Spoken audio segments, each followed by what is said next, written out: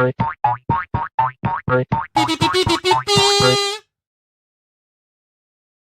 yes, indeed. It is time for the Fluffle to assemble. Welcome, one and all, to the Rabid Atheist Show. I'm your host, Ed Raby, a former pastor, turned atheist, now compassionate anti-theist. Welcome to my channel.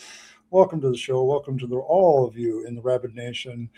Whether you're a paid-for citizen, or whether you're just a tourist who's subscribed, or whether you're just looking across the border, wondering whether or not to join such a wonderful nation as the Rabid Nation, welcome. Welcome, one and all.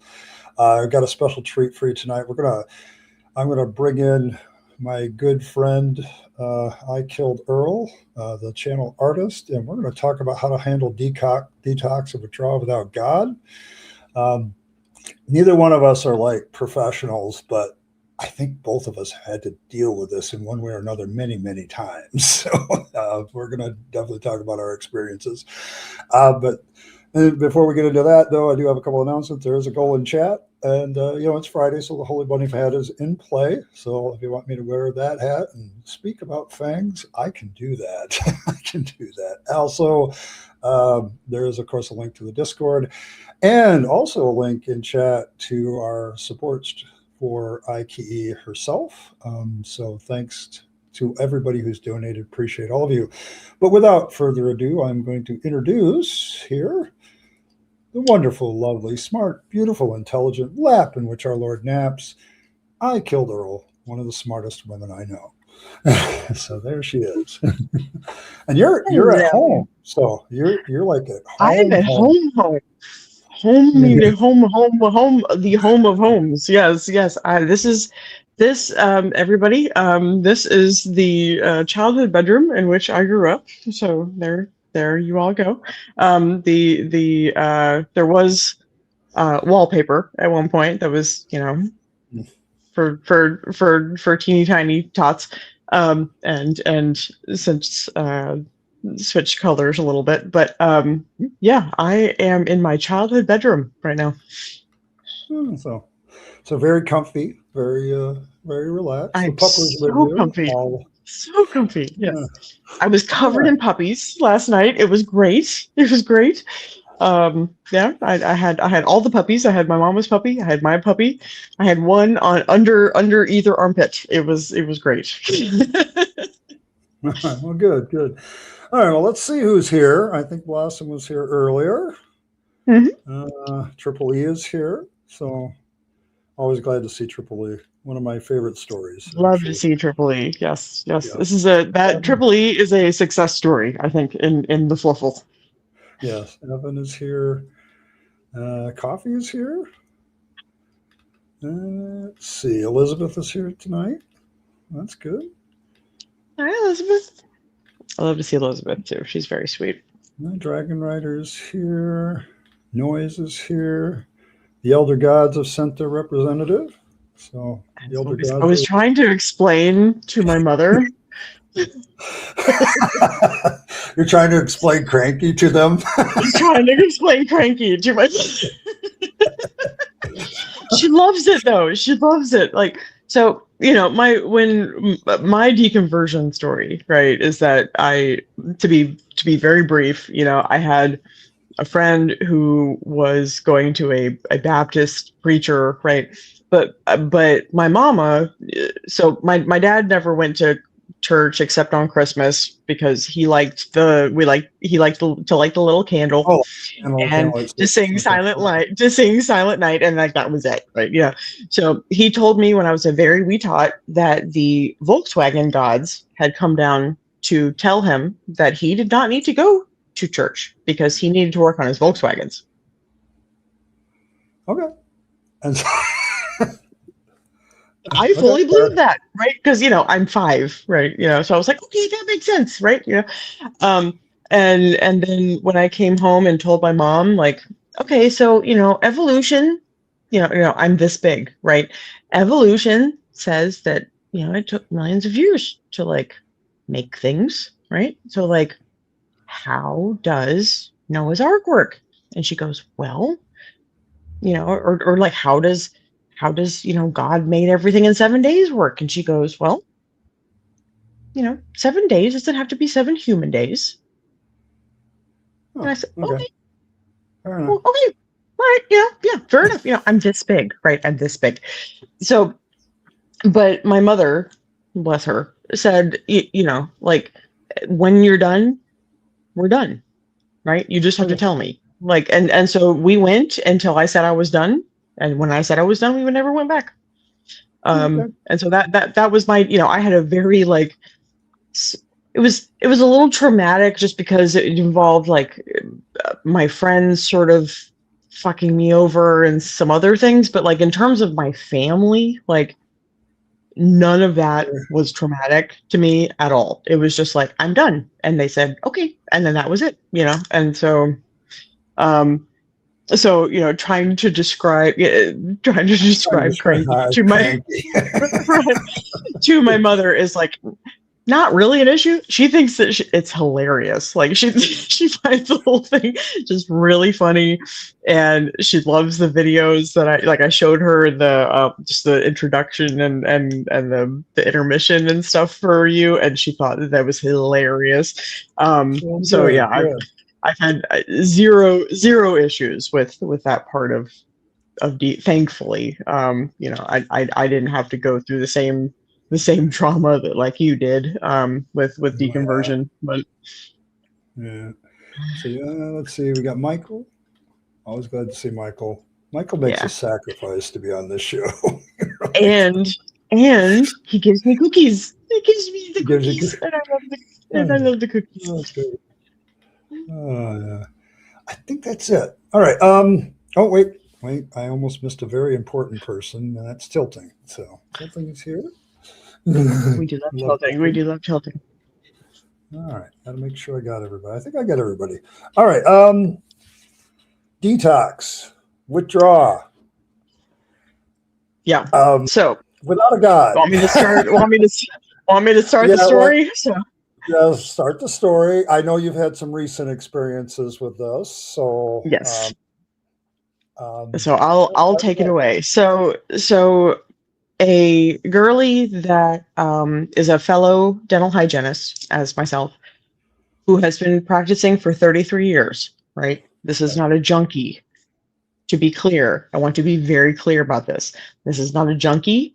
This is not somebody that's shooting up anything. This is not somebody that was looking to get high. This is somebody that was looking she was having some anxiety, and she was looking for a relief for that anxiety, right? She was not looking to be a delinquent, junkie type person. Like that is to be very clear about this at the very start. So she's been a dental hygienist. She's a very good dental hygienist. Now, I have been very vocal about really shit hygienists that I have dealt with in my life, and this is not one of those people, right? This is not one of those people. She's a good human, right? Okay. She's been, practicing for 33 years. Like, this is not a lax bitch. Like, I can't tune out ambient noise, right? So I hear everything that she says to her patients. Like, I'm on board. She says she gives them good advice. She cares about her patients. She loves her job, right? This is not somebody that was looking to ruin her life. Okay. Gotcha. And so she goes into, she does smoke a little weed, right? She's a white chick with dreads. Like, she's chill.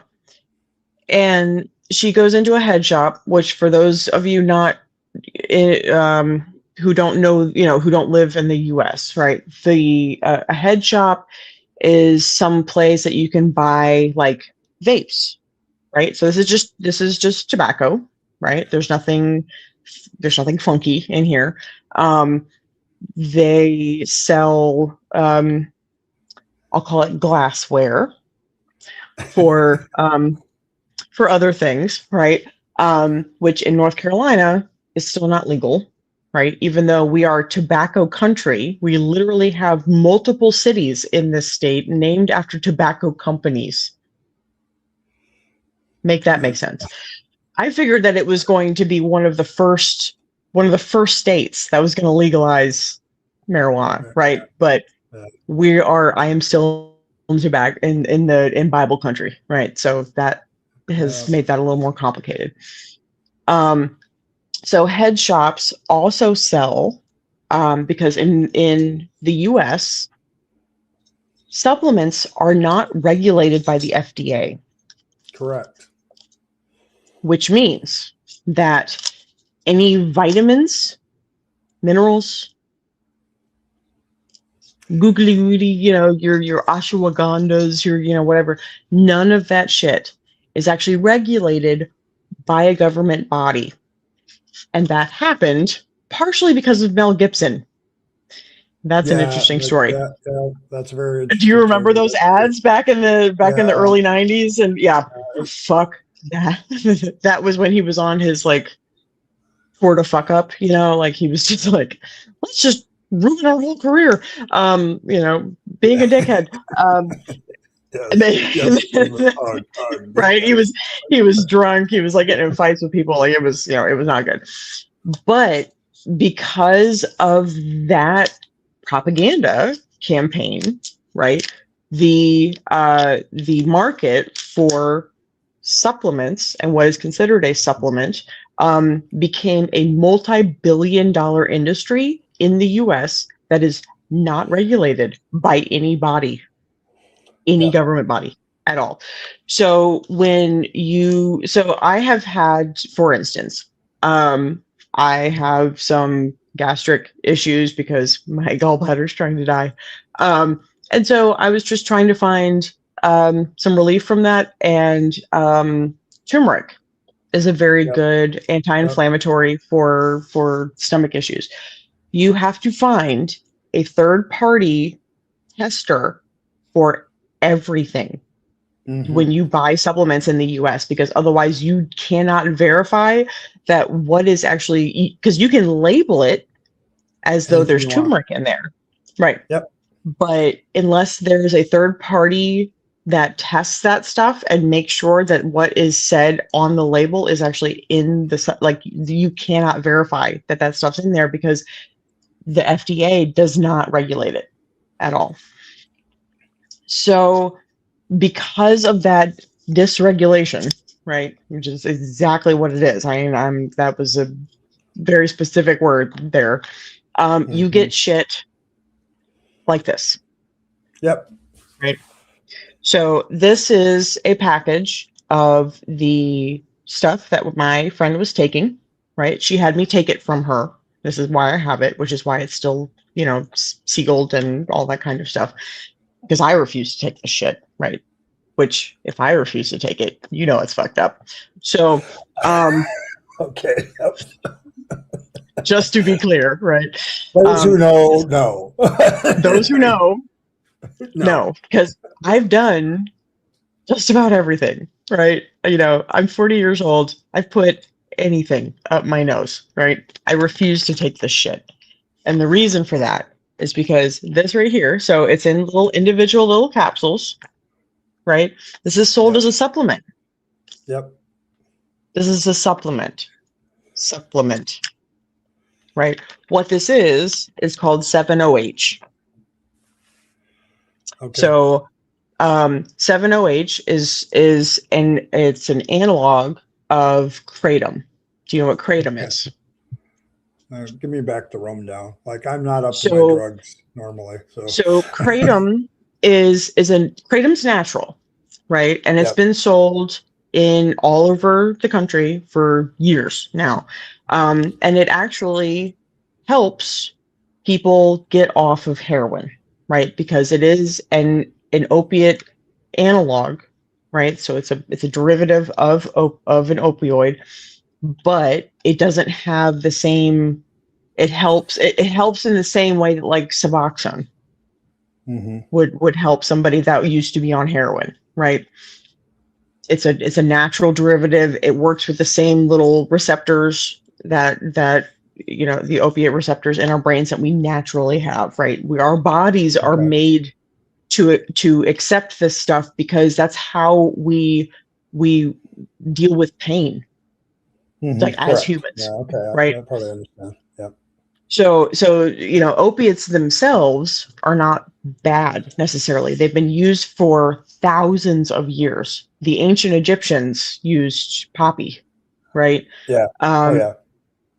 so, you know, There's, poppies have been there's used for evidence. There's thousands evidence and of drug thousands of use. years. Yeah, Yes. for a long Yeah. time. Yeah. No. And long, I mean, Mm. thousands and literally thousands and thousands of years. So our bodies are natural, you know, which means that because we even have these receptors in our bodies, that means that that our bodies have been like, if they have evolved to be Yep. accepted with these kinds of things for literally tens of thousands, if not millions of years, right? That we have been doing the things. You know, there's evidence that we as, you know, ancient you know, critters were doing, you know, magic mushrooms and all kinds of stuff, because those, I mean, our history South with America. marijuana is Yeah. tens of thousands of years old. Coca leaf in So South America is yes, a very long yep, history. So exactly. So our bodies have these receptors that are made to attach to stuff like this. What this is, though, right, is a synthetic yes. analog. This is a synthetic analog of kratom. So it's like Okay. kratom on steroids, Okay. right? Gotcha. Kratom is a green powder. It's a plant that they've ground up. You mix it together. Apparently, it tastes like shit. I've never been into downers, so I've never done it. I actually did talk to my mother about this today because I told her I was doing this stream, and I was like, because the time that I got I've had implants put in, I've broken my hand, I've done a couple of things that I've been prescribed an Mhm. opiate for, and I actually looked at my mama in the eyeballs today and said, "Thank you," because every time that those prescriptions have been given to me, she has intercepted that and, you know, given me a dose of it, but never left it in my, You never left it in like, your possession. Yeah. correct, because I would have been dead. I mean, both of us agree. I have one of the most addictive personalities of any human that I've ever met. Right? I went from smoking nothing to 2 packs a day at 17, and never went. Like I don't do anything half-assed. Right? Nothing. Okay. So Gotcha. I have a severely addictive personality, and I told her today, I was like, thanks, because like I would have been dead. I would have been dead. Like there's no doubt about that in my brain because of shit like this. Right? Mhm. So this is sold as these little individual things, and my friend was taking a quarter. So she was dividing these in half because she's a little thing, right? She's about 5 foot, you know, maybe 110 Okay. pounds. Gotcha. So about my size, but you know, shrunken down just a little bit. And Shorter. and right. And so she wasn't even taking in a whole one of these, right? And she did this for less than like 6 months.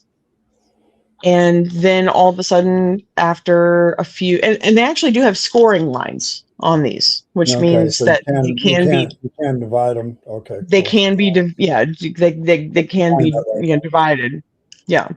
So she, you know, like I said, she, you know, smokes a little weed every once in a while, but like she's not like me where it's like give me all the drugs, right? Like she smokes a little weed every once in a while. Like she's a very responsible human being, has been a hygienist for 33 years, like in good standing, is a you know, decent human being, right? And so these here are marketed at $40, right? She was spending $150 a week. Oh, wow.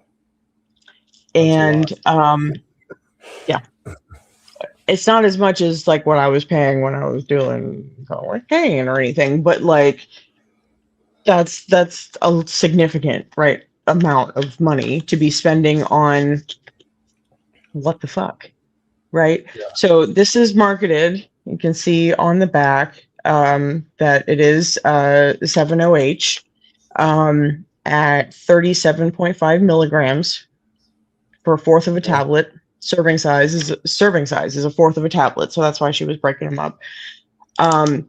but there's this, and then there's another one called tianeptine, which is sold as an antidepressant in Europe and Latin America, which is also sold here as a supplement, and has the same kind of issues. It's sold under names like Zaza or Pegasus or Neptune's Fix, or some other, like they all have really dumb names. They have dumb names, and they're all sold at gas stations and head shops and supplement stores. So places that you would think like, oh, I'm just getting a supplement, I'm getting something safe, I'm getting something that's like not going to kill me. And it's killing people and children. Children have access to shit like this. Yeah, so because it's a supplement and it's not like a medicine, so it's not. The thing about classifying something as a supplement is it very much flies under the radar for regulation. Under the radar. It just goes. People don't check it. They don't do it. I think Michael said it's kind of like an extension of the opioid problem because of that, and like that's exactly why I'm here. Very similar. Yes, that is exactly why I'm here, because she was taking these, right? She's taking the fourth of a dose, like it says to take, right? And then all of a sudden, she goes 6 hours, and then she's having horrific withdrawal symptoms.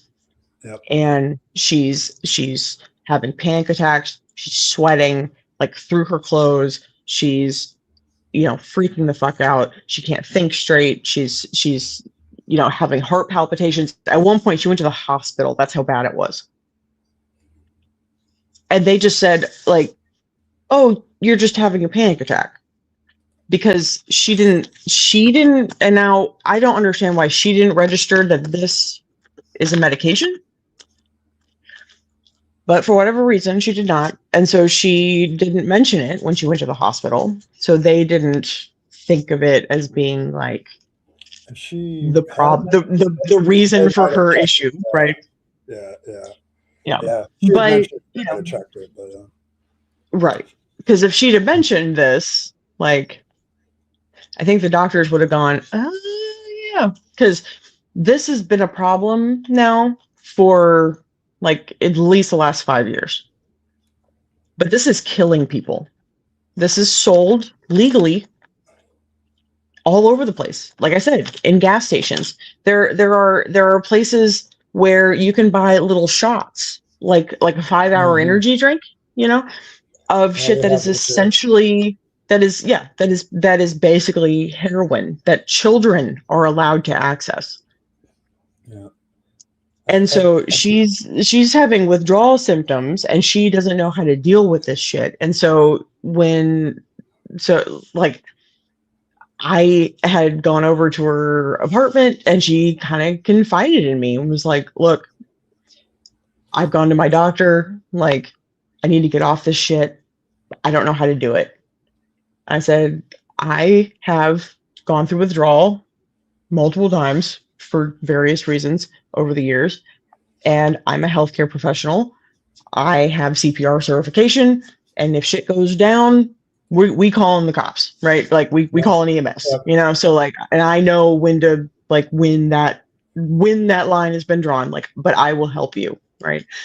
So I had to watch my friend for 48 hours cry out to a God I know doesn't exist, cry out to her mother who's dead, soak through her clothes multiple times, where I had to, change her out and, get her naked and like try to get her dry because she was freezing to death because she soaked through her clothes. And she doesn't remember any of this, thank goodness. But just sitting there and listening to my friend cry out to a God who doesn't exist because she's in pain, and there is nothing that I can do for her. Yep. It broke my heart. It broke my heart. And that is why I'm here, because I'm fucking mad.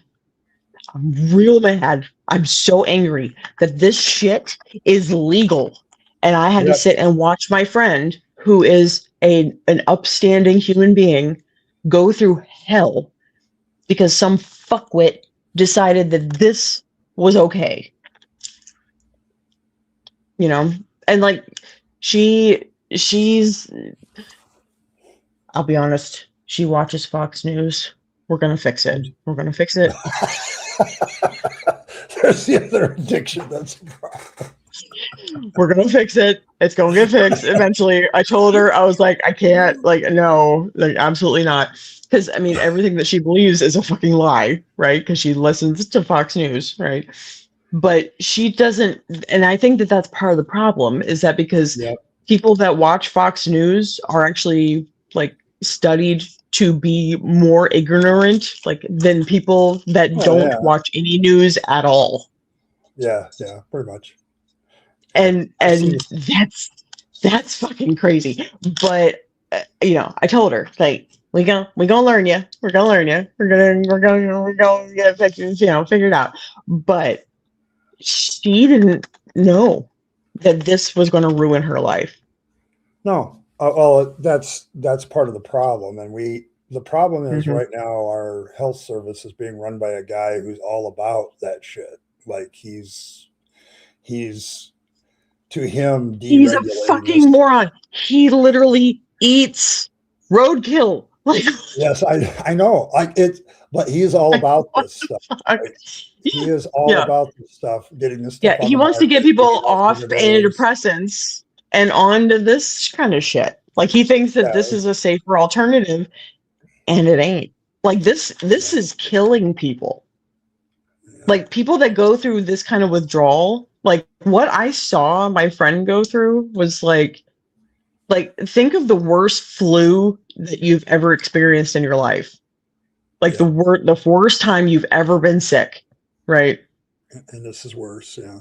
It's much, much worse. And that's what she was battling. Was like I mean, I could have wrung out her clothes. They were so wet, like with sweat. But she was freezing to death. Like, she was freezing, and she kept looking at me, and she kept saying, "I don't know what to do. I don't know what you want me to do. I don't know what to do." And I don't think that she was talking to me. I think she was talking to God. But like, that was the part that pissed me off, because I'm in the kitchen, right, and I'm listening to her having a full-blown fucking conversation with nobody because God ain't real. Yep. And then she's crying out to her mama, which that one I understood. Like, her mama's dead. That one I understand. That one I understand. That one I understand. That one I understand. I've cried. My mom was alive, and I've cried out for my mama when I felt like shit, you know. But like, she was crying out to a God that ain't there, and there was nothing I could do. There's nothing I could do for her to like comfort her, or, you know, like, I mean, at one point I did look at her and was like, "Honey, God ain't gonna help you. God ain't here." Yeah, like, the reason you're here is because God ain't here. For a while, as I recall, like, I did. Yes, I asked you about that because I felt like an asshole. I felt like an asshole for saying that to somebody that was in so much pain. But at the same time, like, I can't let you lie to yourself. Like, the reason you got here is because you lied to yourself. You said, "Oh, this'll help," right? And then you kept taking this stuff, kind of lying to yourself, right? And so, like, the reason you're here now is because your cognitive shit got fucked up. Like, so I can't let that continue, right? And I'm just that kind of bitch that I'm just like, can't hear, buddy. Like, sorry, friend, can't hear. Yeah, I've like Miss Slayer's been talking in the chat, and everything they've been saying is like spot on for people who get away from the God thing when they deal with withdrawal and stuff. It's like, I actually have heard this before, where it is a deconversion issue where people were coming off of something and God didn't help them at all. And then later on, somebody real, and somebody got in their face about it. Like, God's not going to help you.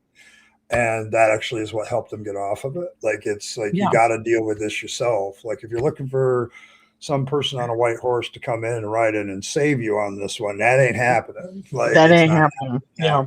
And it's one of the big ones you have to get off. So yeah, and actually, I truly believe that the people that because because God's a crutch, right? They can lean. They literally say they're leaning on God. You know, it's like it is a full crutch. And I think of the people that recognize that they had the strength to do it themselves are the ones that actually stay sober. Yes. Like you have to get, I've noticed this, like you have to get to a point in, at least they do, where you're like, I did this myself. There's I did something this about, myself. Yeah. well, because I Mhm. think we all get to those epiphany moments like, you know what, this is kind of effed up for me. And so I need to Mhm. change. Like I need to have that Mhm. change. And you have to make that decision yourself. And I think the Yep. problem is if you're waiting for God to come and get it and do it, you might be waiting for Yeah. a long time. Like, I've been waiting a long time. Long damn time. Yeah. Every day, forever and ever. Yep. Mhm. Yeah. see, So, and as of July 1st of this year, they moved to make the 7-OH a Schedule 1 drug. yep, But that's the thing, is that they keep making these things and they keep making them their analogs, right? So they tweak yep. the I'll just the change the the formula, repackage it, right, give it another exactly. number Give designation. it another name, give it another name and number, and then they just resell it as something else. And it just keeps killing people. It's literally killing people. And um it's horrific. What I witnessed was horrific. Thank goodness, she didn't end up like vomiting or shitting on herself or any of that kind Yeah, of stuff, because that is all very real. That happens with heroin withdrawal that I've seen personally as well. I used to live in an area where heroin had a real stronghold. Fentanyl was real big. Spice was real big in Asheville. There's a big drug culture in Asheville, which is yeah, also one of the reasons that I had to leave. Because yeah, bitch has a real addictive personality. So I had to get the fuck out.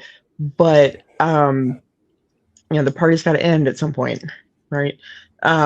But Chapel Hill is very much like Little Asheville in that there's another very large drug hmm, population, like that drug user population. And to be clear, like I am against a lot of people calling things like hard drugs. I don't believe there is such a thing. I think that pot is just as destructive as meth. What people don't understand is that like meth doesn't actually ruin your teeth. yeah. Like it doesn't actually do Mountain that. Dew does. Mountain Dew will do that. It's actually Mountain Dew mouth is what you're looking at is actually Mountain Dew mouth. Meth dries out your mouth, but it doesn't cause tooth decay. Huh. Yeah. And I've always felt that. meth and Ritalin are chemically identical. Huh. Yeah, yeah.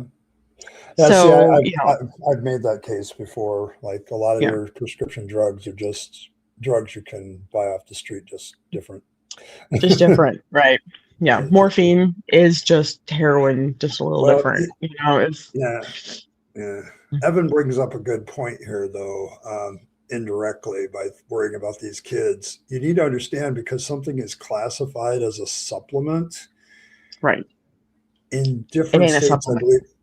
Yeah, but it's classified that way. So age restrictions can be iffy. Hmm. They can be This iffy. one does So, say not sell to minors. Like it does yeah. actually say that on here. And that's specific for the 7-OH. But the 10 and Eptine, that one does not have a restriction. Mhm. Kratom does have a restriction. I think it's under 16. Um, or 18, might be 18. It varies from state to state, but yeah, there are little shots of what's essentially kratom and another analog of fuck, I forget the name of it. Anyway, but it's essentially one gets you relaxed and one gets you focused, right? And so Okay. you're essentially doing a highball, right? And it's legal for kids. I mean, I've seen multiple times on social media where there have been kids in gas stations asking, some adult, "Hey, can you buy this for me?" Like they're 7 years old, right? And they're asking some adult Mhm.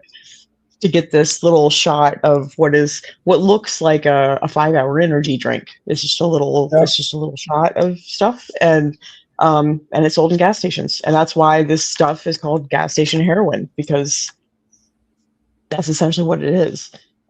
You're getting an opiate analog that is fully legal and unregulated by the FDA, and it's fucked up. And it makes me mad. I'm really fucking mad about it. I could tell. Um, Uh, just love I it. can answer.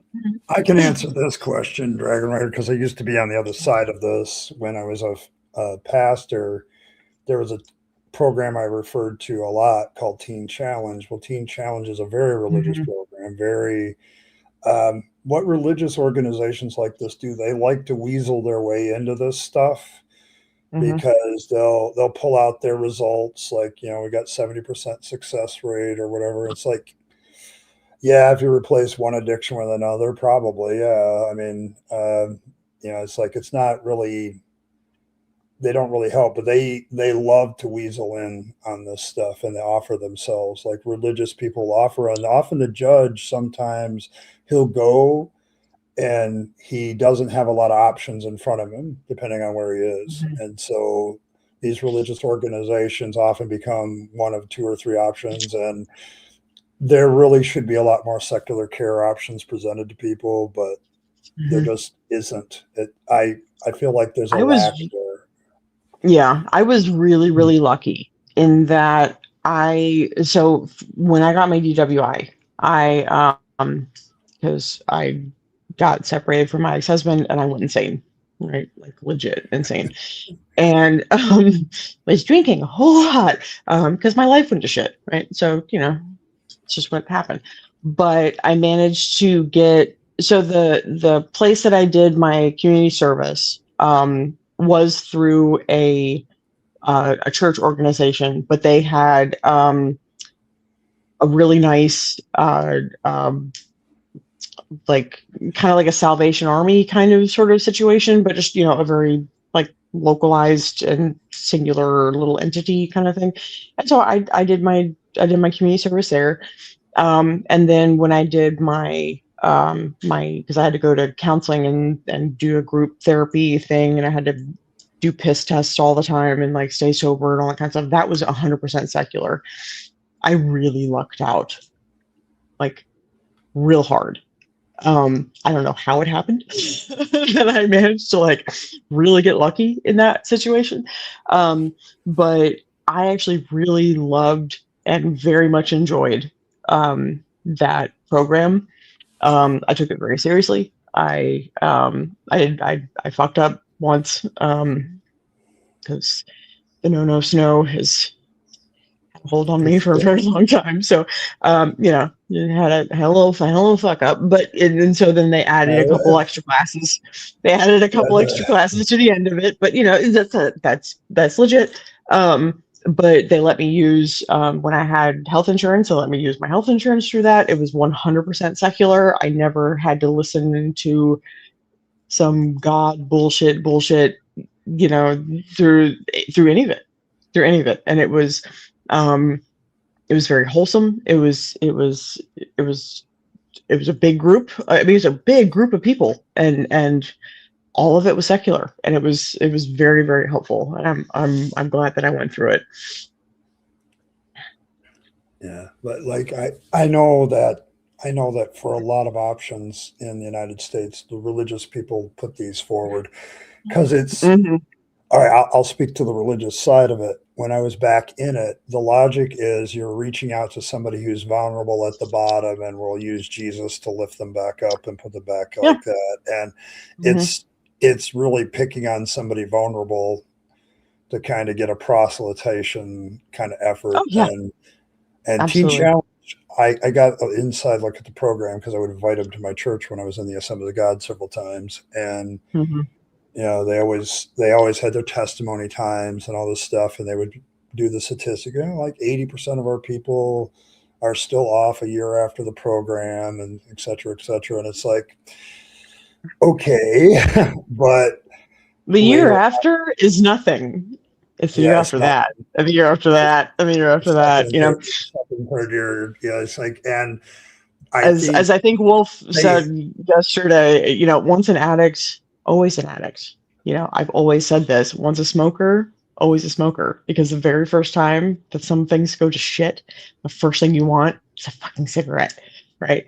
And so, and then you get through it, you get past it, right? And then you move on. But that craving is always there. It's always there, and you're always fighting it. And it happens for years and years and years and years and years. You never, I don't think, personally, as an addict, right? I don't think that you ever get over it.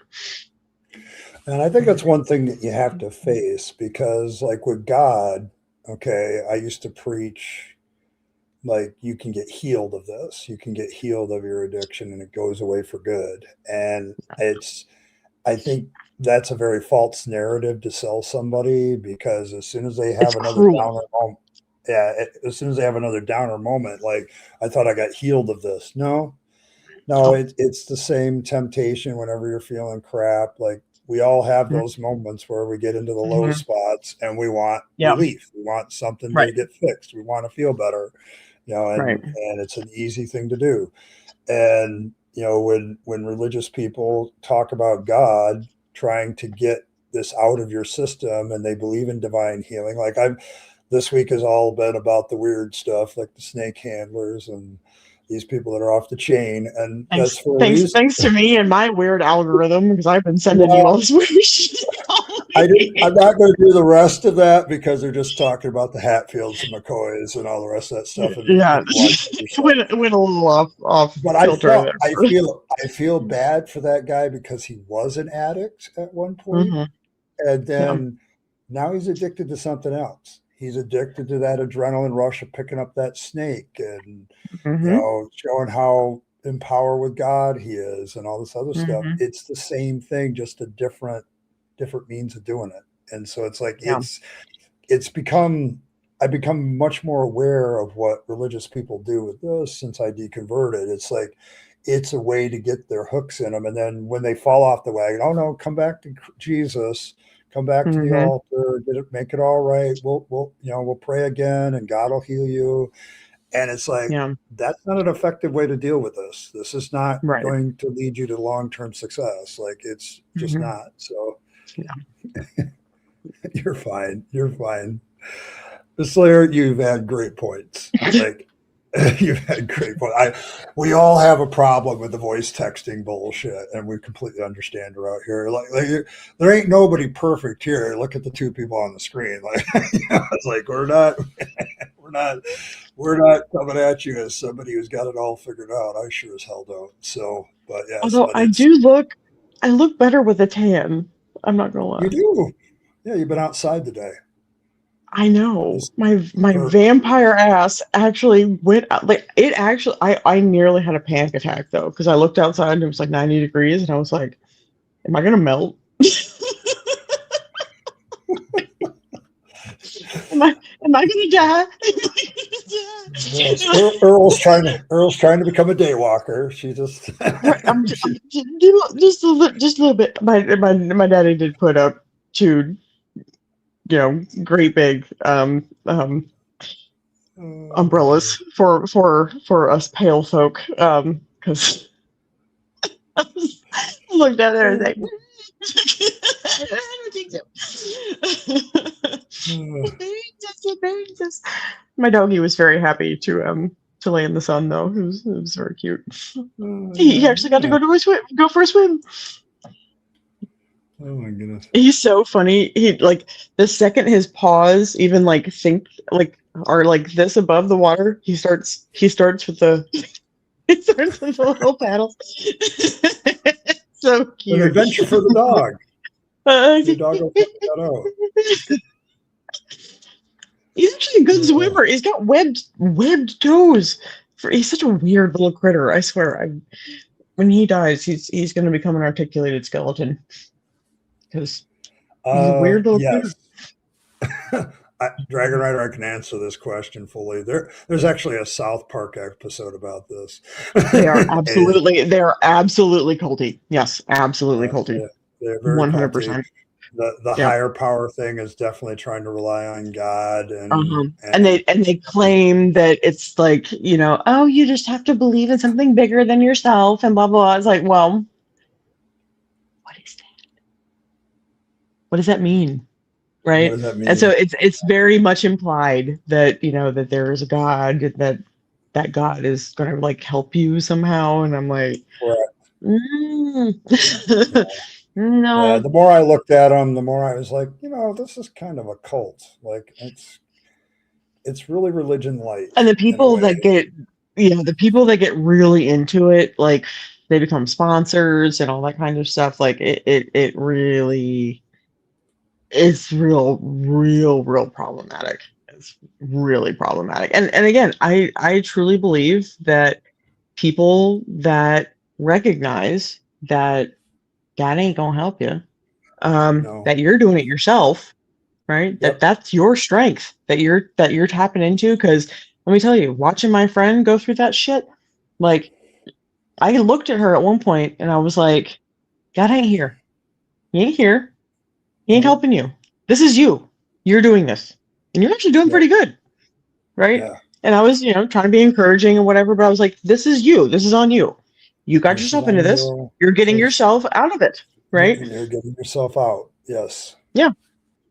And I think that mentally is a healthier way to go than putting it on some imaginary fuckwit who didn't give a shit about, enough about you to keep you out of this mess. Right? They didn't help you with your anxiety. He didn't help her with her anxiety, right? That's what she wanted help with. She wanted help with her anxiety. He didn't help her with that. So she took something that she thought was a safe supplement to help her with that, and then that made her life a living hell. And he didn't help her with that either. So, like, who are you crying out for? Yeah, like I've had that discussion many times over the years on this channel, sometimes in the comments. It's like addiction's a really weird thing, but I can tell you one thing that's not going to help. It's God. Like, which God are you talking about? Like, are you going to Hermes, the God of medicine? What are we doing? What are we doing? Yeah. Because the Christian God wants you to suffer. Yes, he does. He wants you to suffer. He's big on it. Yeah, he's made that very clear, right? He's made that very clear. Like he took her parents at a very young age. Yeah, I'd have a discussion. Why are you? Like, I understand crying out for your mama, but like, the God that you're crying out to took your parents at a very young age. Like, why are you talking to this fucker? He's an asshole. Like, he ain't gonna help you. And I did felt, I had very mixed feelings at the time and afterwards about being very clear about that like, there is no God. He's not helping you. He's not coming. And he's not coming to help you. Yeah. Right. And pink unicorns aren't coming. Exactly. And I was like, I felt kind of like an asshole because, I want to comfort this person that is obviously in pain, but I can't allow somebody to comfort themselves with lies. Yeah, I think it's even mentally like helpful lies at the time that's just a facade. It's not actually helpful or comforting because that God's a bastard. So like, Yeah, I mean, Triple E is kind of illustrating with what we're talking about here. Like he's had his own problems, but he's like he gets I himself did the up. same. I Yeah, can do I this. did the I can same do. thing. I did. It's like Yeah, I did the same thing. I had some sleep medication. You know, when I got off of the no snow, because yeah, it went from being like, oh, this is fun to being like, oh, this isn't fun anymore. Um, you know, my septum is like paper thin. It's there's almost a like. mhm. It ain't good, right? I only have one working nostril. I'll put it that way. The fact that I can still smell as strongly as I can is it mind fucks me. It really does because I should have burned off all of those like little sensory things like a long time ago. But when I was getting off of that shit, that's essentially what I did was I just took some sleeping medications. I tried to like sleep my way through it because I had to do it alone, Yep. by myself and get through the shakes and the chills and the flu like symptoms and all that kind of stuff. And you know, it sucks. It fucking sucks. And I've had to do that a couple of times, you know, over the years. And hopefully this was the last time. Just like 4 or 5 weeks ago, I did that again. And it sucked. And you know, but it was the first time I've been clean in 20 years. Mm. Yeah. So welcome. No, this is all natural, and she's still a cunt. So you know.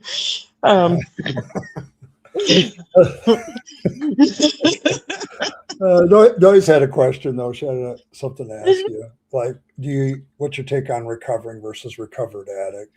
Like, there's no such thing as there's no such thing as a recovered addict. There is once you are an addict, you are always an addict. People that are addicts. So here's the deal. I'm an addict because I have OCD. Right? Most people that are addicts have OCD. Especially drug users, not necessarily alcohol users, but definitely drug users are habitual human beings, right?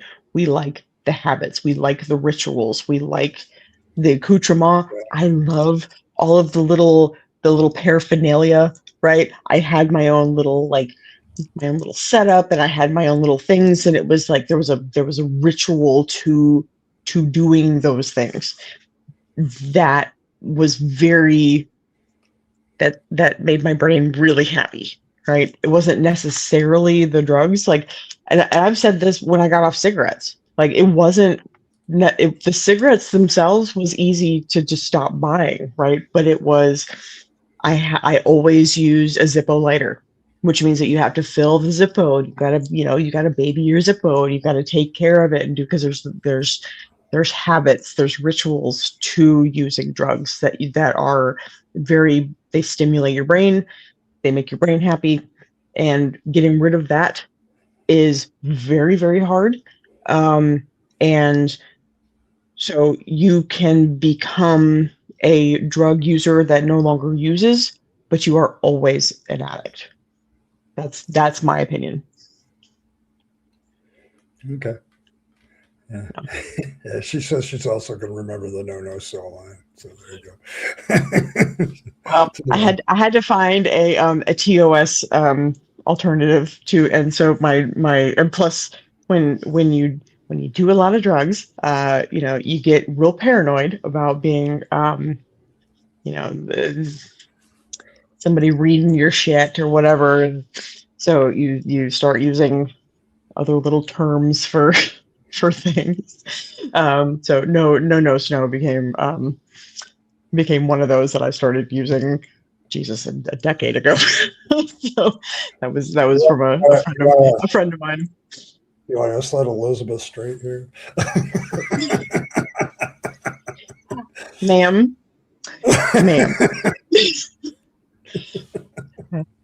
Ma'am. Yeah. Yeah, see, that's what I think too. Yeah. Yes, I am. I'm okay with that. I'm okay with that. But yeah, yep, exactly. Yeah, he's absolutely right. yeah, Yeah. religion and drugs that have that consistency. There's a reason why religion uses ritual, like, There's a and some of them. reason why they make you go to church every week. Mhm. You have to reinforce the habit. You have to reinforce the ritual. It's just like with any addiction. You have to reinforce that, or eventually it dies. So when people stop going to their little ritualistic weirdness, like a lot of the time, the rest of it can go with it. But that's actually why one of the main reasons that they tell you as an addict that you have to change your surroundings. So you either, like, if you are serious about getting off of drugs, you have to move. You have to get away from your friends that you used to use with. You have to get away from the space that you used to Yeah, use in. You have to get rid of the things that you used to use with. You have to get yeah, rid of these things because it reinforces the habit. It reinforces the ritual. You have to break that in order to get rid of it. That's been proven by science that you have to do those things, or, like or it does not work. I think most rehab programs try to create new That's rituals actually and why rehab programs take you away from they take you your home. away and get you out of They there. put Yep. you somewhere else for 6 weeks, right? Because you need to be away from the place that you used to use. It doesn't work otherwise. Yeah, like, yeah, I yeah, I know. Yeah, Fangs is your rabbit. Yeah, that's fine. Or habit now. Yeah, that's good. We're all Yeah, about that. We're all about that. Yeah, like there. That is exactly. probably what. That's probably one of the hmm most interesting Yeah, habits I you see have people sex. have. Right. You have sex, you have a Well, cigarette. You get in your car, you have a cigarette. It's the space, it's the ritual, it's the habit. That's the part that because nicotine gets out of your system in less than 3 days. The actual chemical itself you are purged of that chemical in less than 3 days. But your brain wants it real bad after that because it's the habit, it's the ritual. It's not the actual cravings of the chemical that you're missing, it's the ritual of what you're doing. It's the oral fixation. It's the doing shit with your hands. That's all of that. Yeah. um, I don't know. I don't know. My higher call. I don't know if I would call it a calling anymore, friend. I don't know. Hmm. I don't know. I That's a mean, yeah. I don't know how to answer that. I don't know how to answer it either because it's like I don't view things with spiritual terms like that anymore. I think Mm-mm. it goes part and parcel with what we're talking about here today because so many times people fill the language with religious terms and spiritual terms and God Uh, terms yeah. when they need to change the terminology to what you're really Right. doing. So Right. it's like this is what I do. Like with Mhm. addiction, it would be a habit. With a calling, I don't. I do what I do because I enjoy what I'm doing. Mhm. If I ever stopped really enjoying this or felt it was no longer useful, I'd probably quit. Like, but I haven't gotten to Yeah. I that mean, far that's yet. my old business partner said the minute that this isn't fun anymore, it's time to go. You Yeah. know. I quit smoking the day I went to the hospital. Okay, so okay, quitting together. Mhm. Oh, Yeah. yep. Yeah. And when I quit cigarettes the first time. Um, I well, it doesn't always stick the first time, right? So, but I quit for many, many years. And then like my life went to shit, and then I picked it up again for like a year and a half, and then I went to vaping after that because I didn't want to smell like it anymore. But me and my now ex-boyfriend, we quit together, and we kept each other like we held each other accountable, and it really helped. But yeah, I mean, like you can't be living with somebody. I mean, I did that with my ex roommate too. Like he was an alcoholic, and so I was tired of dealing with my own alcoholism, right? And so I thought that it would be cruel because I hadn't, like, I knew that I had issues but then I had some other medications that were really helping me and stuff. So I've never like said I'm never having a drink again, right? Like that's not a thing that I've ever done. Because I didn't think that I needed to do that. Like if I always kept a 6-pack of beer in my refrigerator, and sometimes I'd pick one up. I'd have one if I was doing a stream or something, and I'd drink like half of it, and then like usually just dump it down the drain. Like I liked the taste of it, but I didn't have any interest in being drunk anymore. And my ex roommate was a fearsome like blackout drunk, right?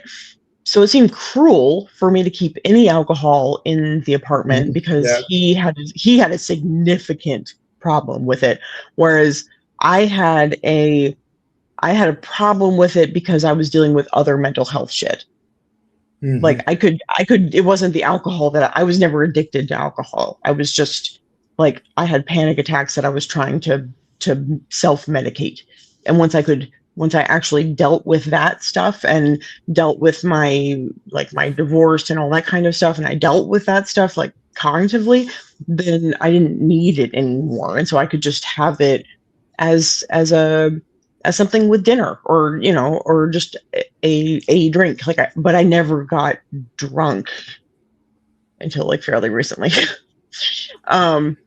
Because again, my life went to shit. So again, because you're always an addict. You're always an addict. The first thing that you want is to make your brain feel better. And so you do the easiest things that are within your reach to make your brain that will work. And so when I was drinking all the time, it was because I just wanted to sleep.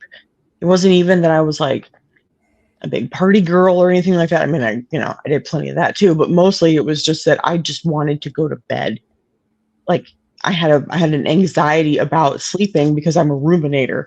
And so anytime that my life goes to shit and I'm just constantly thinking of the same shit over and over again because I have OCD, and so it's just invasive thoughts all the time. And so to shut those motherfuckers up, because my inner monologue is a hateful bitch, I drank, to shut her up. It wasn't to get drunk and like have a good time. It was literally just to sleep. And so once I dealt with that though, and didn't need to do that anymore, I just didn't keep that kind of stuff in the house. And so yeah, if you can quit with a partner, that's always, I think, always the best way to do it, because you can hold each other accountable. You have to be careful though, because you can also get into a slippery slope of being like, oh, it's just this one time, we can like slide or whatever. Like you can, you're gonna hold each other accountable, but you can also like be bad together too, So you have to weigh those. I have to watch that. Yeah. Yeah. I'm not sure about Betty Ford Clinic. They don't seem to be religious. It's not. I don't think they are. But no, it's not. Yeah, I think that's one of the positives of that, is that they are not religiously affiliated. I'm sure they have like religious, spiritual. They do, service, yes, but they are not a religious organization in and of themselves. Yeah. Evan, that's actually kind of a common problem. Like everybody does their ritual to relax. Like it's, I feel you. Yeah, that might be ritual and oral fixation together. Yep. Yeah. There you go, Wolf. Demonstration. I'm not monetizing this stream, by the way. So Well, this isn't Fume. This is a Novo. This is a. It's the brand's called Smoke, I think. Yeah, Smoke. SMOK. Yeah. But they have refillable little. These little guys are refillable. And I mix them with the nicotine juice or whatever. I mix a regular tobacco flavor and a mint flavor because it tastes like my old Juuls. Because I'm fancy like that, so. But, But I think I said this the other day, like, my mom, when all the shit went down and all my shit got moved out, and I asked my mom, it's like, so where's my vape? She's like, I don't know, it's in a box somewhere. I was like, that's a problem, right? And she's like, well, you need to get off that shit. And I was like, well, working on it. Do you want me to be a drunk, or do you want me to be addicted to nicotine? Because that's your options. That's your options, and we know which one's worse. So I can either be a drunk or I can do this. And so she's like, oh yeah, do the latter. Latter's better. Yeah, Latter's better. Because DWIs are really fucking expensive, and nobody wants to deal with that shit. So. Yeah, that's probably why the two of you are friends. Probably Facts. We's a boozy bitch. We is a very boozy bitch. Yes, and boozy and bougie. You got it. Thanks, Tilting. I appreciate the reminders. Always good. Like I dealt with this usually from the other side. I've had my close addictive problems, but most of the time I was like, somebody was in my office crying and like, what do I do? And I'm like, well, it's painful because it's like, I think though, even when I was doing my most pastoral moments, I was always like, at some point you got to look yourself in the mirror and say, I've got to do this myself. I got to figure out something for me, because it's like, I never could see people like ever getting off of it completely. I think this addiction thing's a little bit stronger than people want to just pray it away or whatever. And there's a lot of mythology in church about handle this stuff. And your brain is a very strong organ. Yep. It takes up 20% of your energy on a daily basis.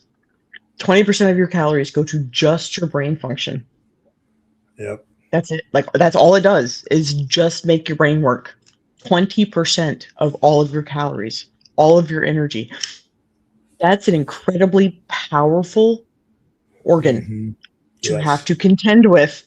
And especially when you are when you have a hateful little fucker that lives in there that's telling you that you're worthless, that you need things that you don't really need, right? But you need this thing to like make yourself feel better, that you are worthless without it, that because you've done A, B, and C, whatever, that makes you a bad person, and so you don't deserve to be loved. You don't deserve to have friends. Like, I could not believe. I still have a really hard time with it because of what my ex-husband did to me, that I'm worthy and like deserving of having friends that love me. Like, I just believed for a very long time that people just tolerated me, that I was a piece of shit that didn't deserve to have anything, that was, I deserved to be this miserable, hateful asshole. That was my destiny, right?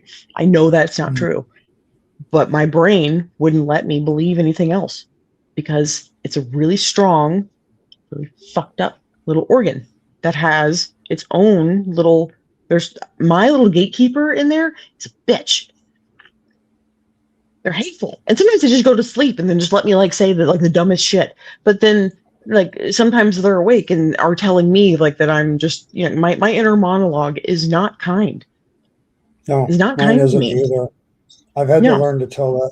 You have just tell it to shut the fuck up. Yeah, I have to tell it to shut the fuck up every once in a while. You have to do that. Like, no, that's not true. Because when somebody does something nice to you, you're questioning the motives of it, and it just might be the purest. It might be the purest thing that they want to do. They just want to help you out, and you're like, the hell are you doing You're that like, for? What do you want? Huh? right. What? What do you, yeah, what do you want in return? Like, what am I supposed to do for you? Like, yeah, is there an ulterior motive? You know, like you start second guessing all this shit. And it's fun. And it's all it's, this thing eats up 20% of our energy on a daily basis, doing nothing, just sitting there. It's not like it's up there doing sit-ups, right? But like it eats up 20% of our energy, and that is a very powerful, very strong force that you have to contend with and especially when you have a personality that is as addictive as mine. I literally went from, nothing to I smoke 2 packs a day every day. So 17 years old. Yeah. So when my mom was like, you just need to quit this shit. It's like, what? Mom? Let me enlighten you. Are you fucked? Like, yeah. Like, I love you, mama. I love you. I love you very much. But like, what? Like, slight panic attack. Just thinking about it gives it makes me panic. And the very fact that panic attacks exist, where your body wants you to think that you're dead. Like it wants you to think that you're dying for the most stupid of reasons, right? Oh, my phone rang. My phone rang. That must mean that I need to have a panic attack. Like, what? Like, oh, I'm glad I'm not the only one sense. that does that. I'm glad I'm not the only one that I does have that. the worst phone phobia. It's so bad. It's so bad. My phone rings, it's instant panic attack every single time. Every time. And it has my whole life. Part of it is because I used to have a very profound stutter, and I had a fear of sounding stupid when I talked on the phone. But yeah, the phone rings, and therefore I think I need to think that I'm dying. Why is my body doing this to me? What is going on? What is going on? My brain is doing like, why are you doing this to me? Like, I'm brilliant. I'm also fucked up. Like, the fact that those two things have to exist, like coexist at the same time, it's kind of cruel. And the fact that I got hooked on stuff because no snow is easier to find than ADHD medication. So, weird. It goes back to our wonderful healthcare system. Part of it is our awful healthcare system. So there's that. The fact that my friend got hooked on, this shit because she had anxiety that she wasn't like able to deal with. She could have gone to like a psychologist or psychiatrist, and they would have said, "Oh, here's a medication that will help you and not do this." Like, right. But like this is an easier alternative. But Xanax causes early onset dementia. Yep. Even in short doses, like short-term doses, causes early onset dementia. There is no safe drug now that deals with anxiety. There is none. And I quit trying. I have a really hard time with people that have panic attacks because to me, I'm like, you got to step up. You got to deal with your shit.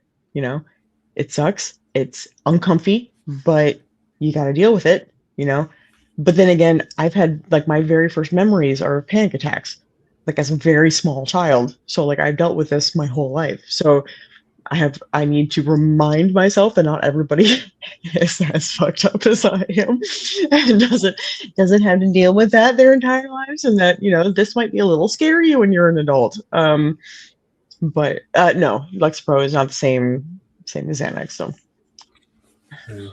Well, Lexapro is an antidepressant. Xanax is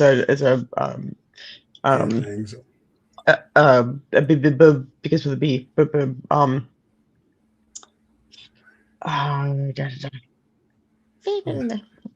that mine? Shit. What is it called? Not a benzodiazepine. Yeah, it's a benzo. Benzodiazepine. It's a benzo. Yeah. All right, there we Sorry, go. brain fart. Yeah. Yeah, that's okay. I think Dragon Rider brought up the other addictions that can be there. Like thrill addictions are there.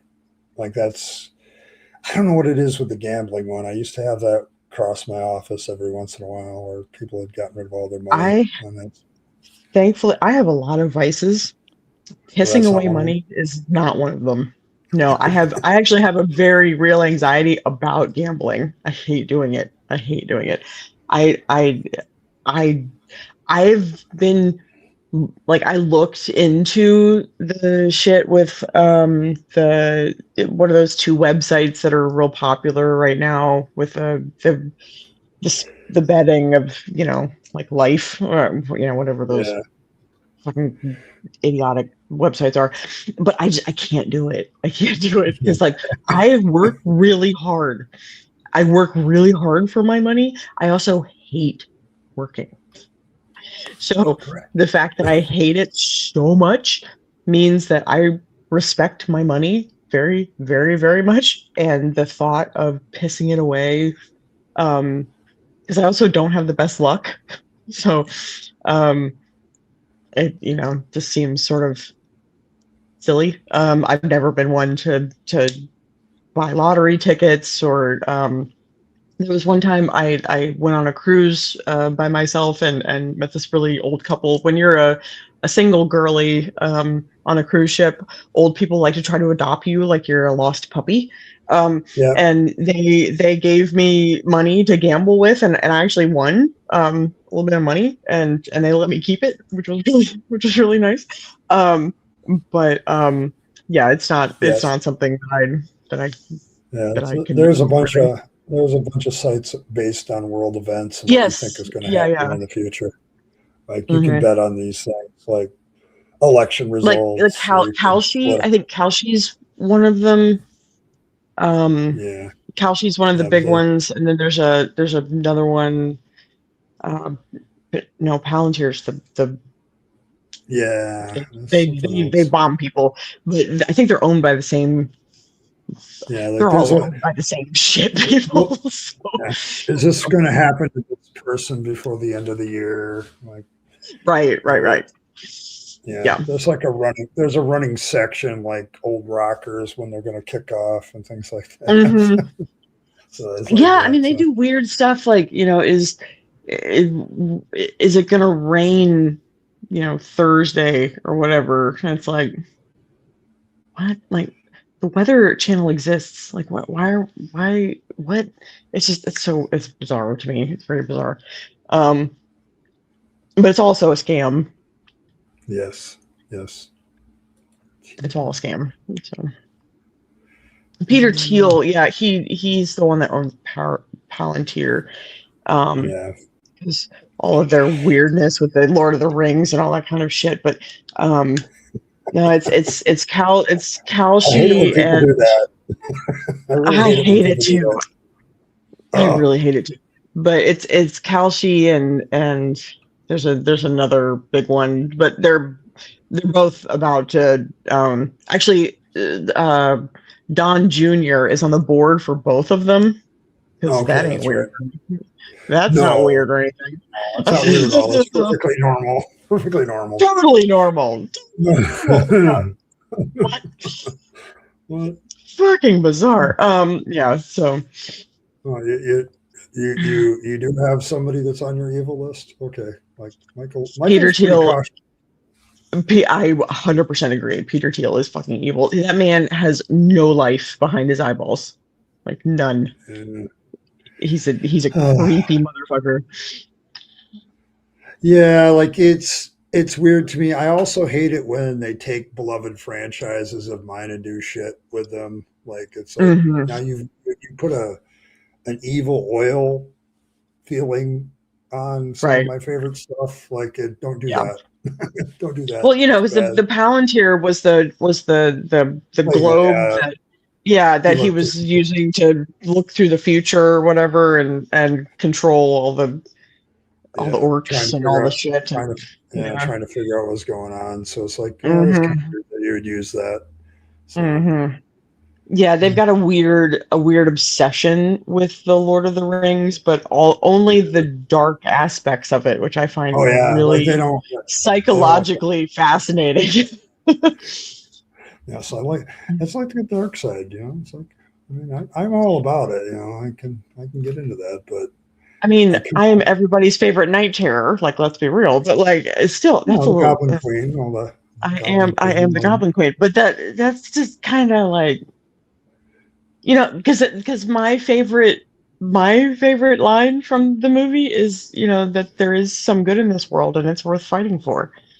hmm Yeah, I like my thing Because with it is Frodo was not. Frodo, I will die on this hill. He was not the actual, like, the good guy in that movie. It was the Sam. real hero, Sam was the Sam. real Like hero. Yes. I will he's die the on real. this hill.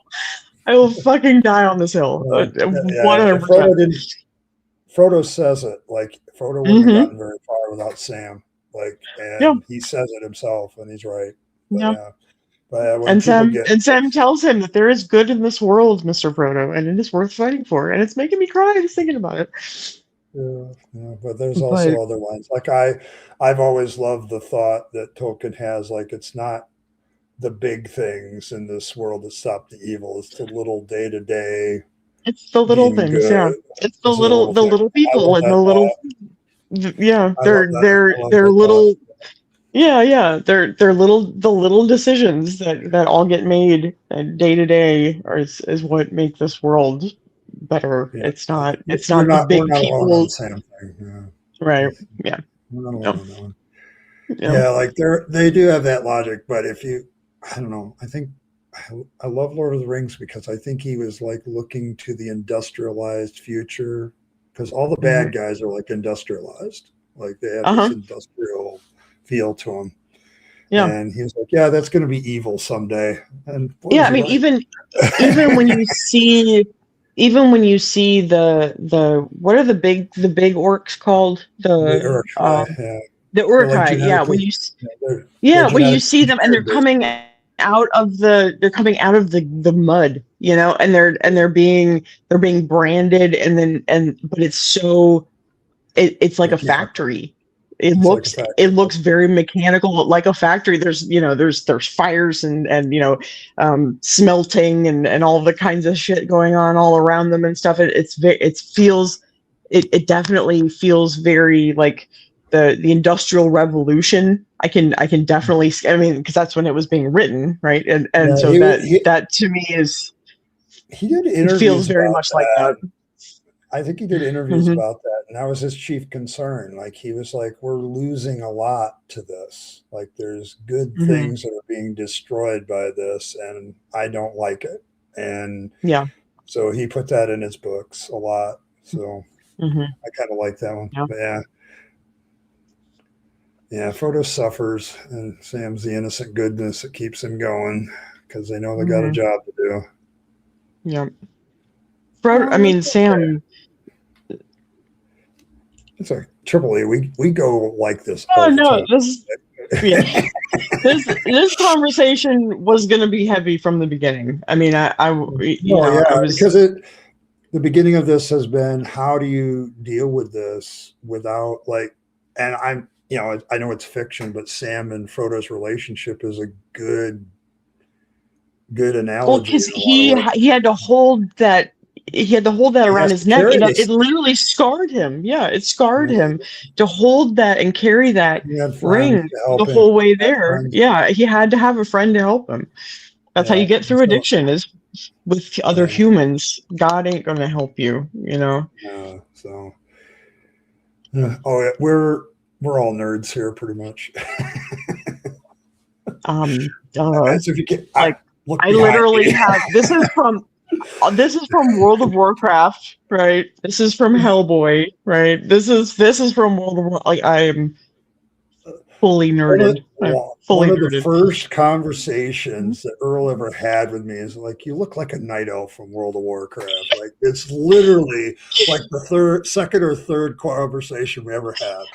I'm like, And more all the time because your beard's getting so long and it's so white and you're so pale and ethereal and your eyes are so blue. You look so much like a night elf from World of Warcraft. I will die on this hill. Well, it's interesting because I took my vacation. I put in for my vacation. It's going to be the week of Halloween.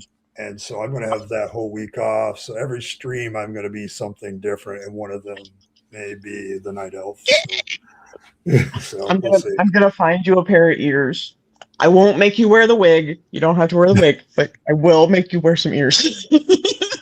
Well, I may wear the ears and a hat because that's how I roll.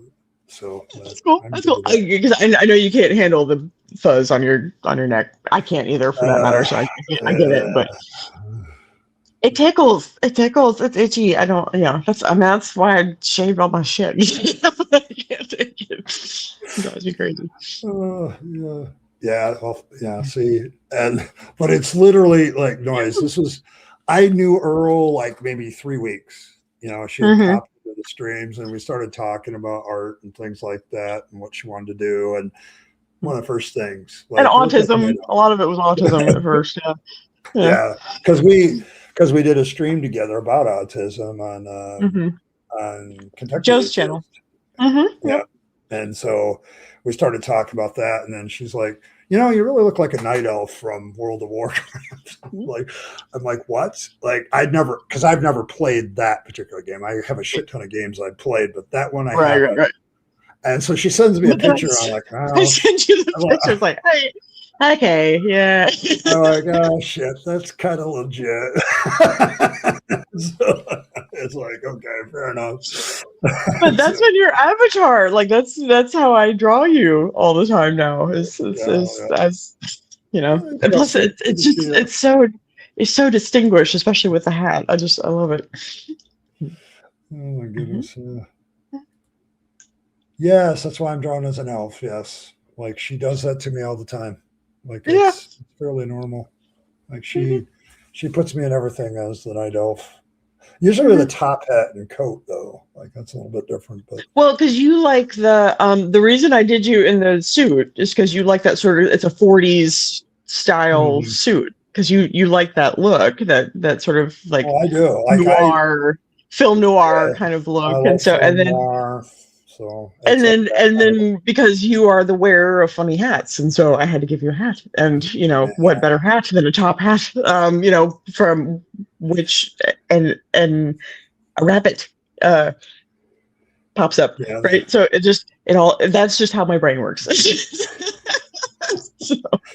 I mean, I honestly, Triple A, just goes with it. He's just on a journey with me. We're hopping down the bunny trail together here, like I think it's what it is, and it's been great. Most part, it's been great. We're coming up. I'm coming up on 2 years as being part of the, being a member of your channel. It'll be 2 years next month.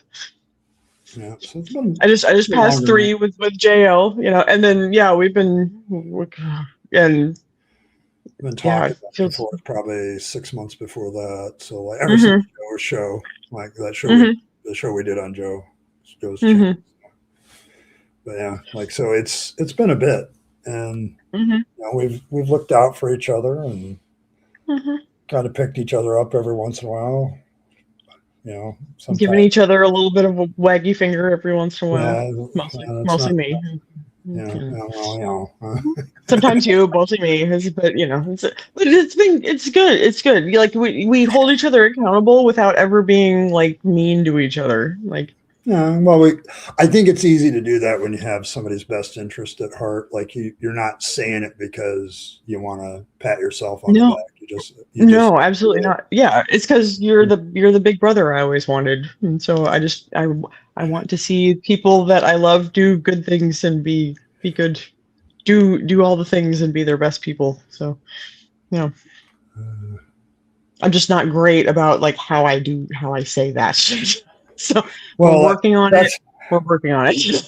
well, but that's the thing. Like, I get this accusation from my kids too, because I'm not really great at saying things to them either. Like, well, that's a weird way to put it, Dad. And I'm like, oh, sorry, that's the tism talking. I was about to say, like, yeah, the touch of the tism. The tism does not help with that, like, at all. It definitely makes things harder to interact with other humans, just because that's part of why the tism is the tism, right? But I think Peter Cottontail is another name for Fangs, as I may have done that in the lore. Yeah, it might be contradictory lore, which is right up our alley. We're good. we create heresies and heresies. Heresies, yes. Create heresies on purpose all the time. So. It is. Oh, Paul, I think you're better than that, buddy. Like I try to look out for everybody here.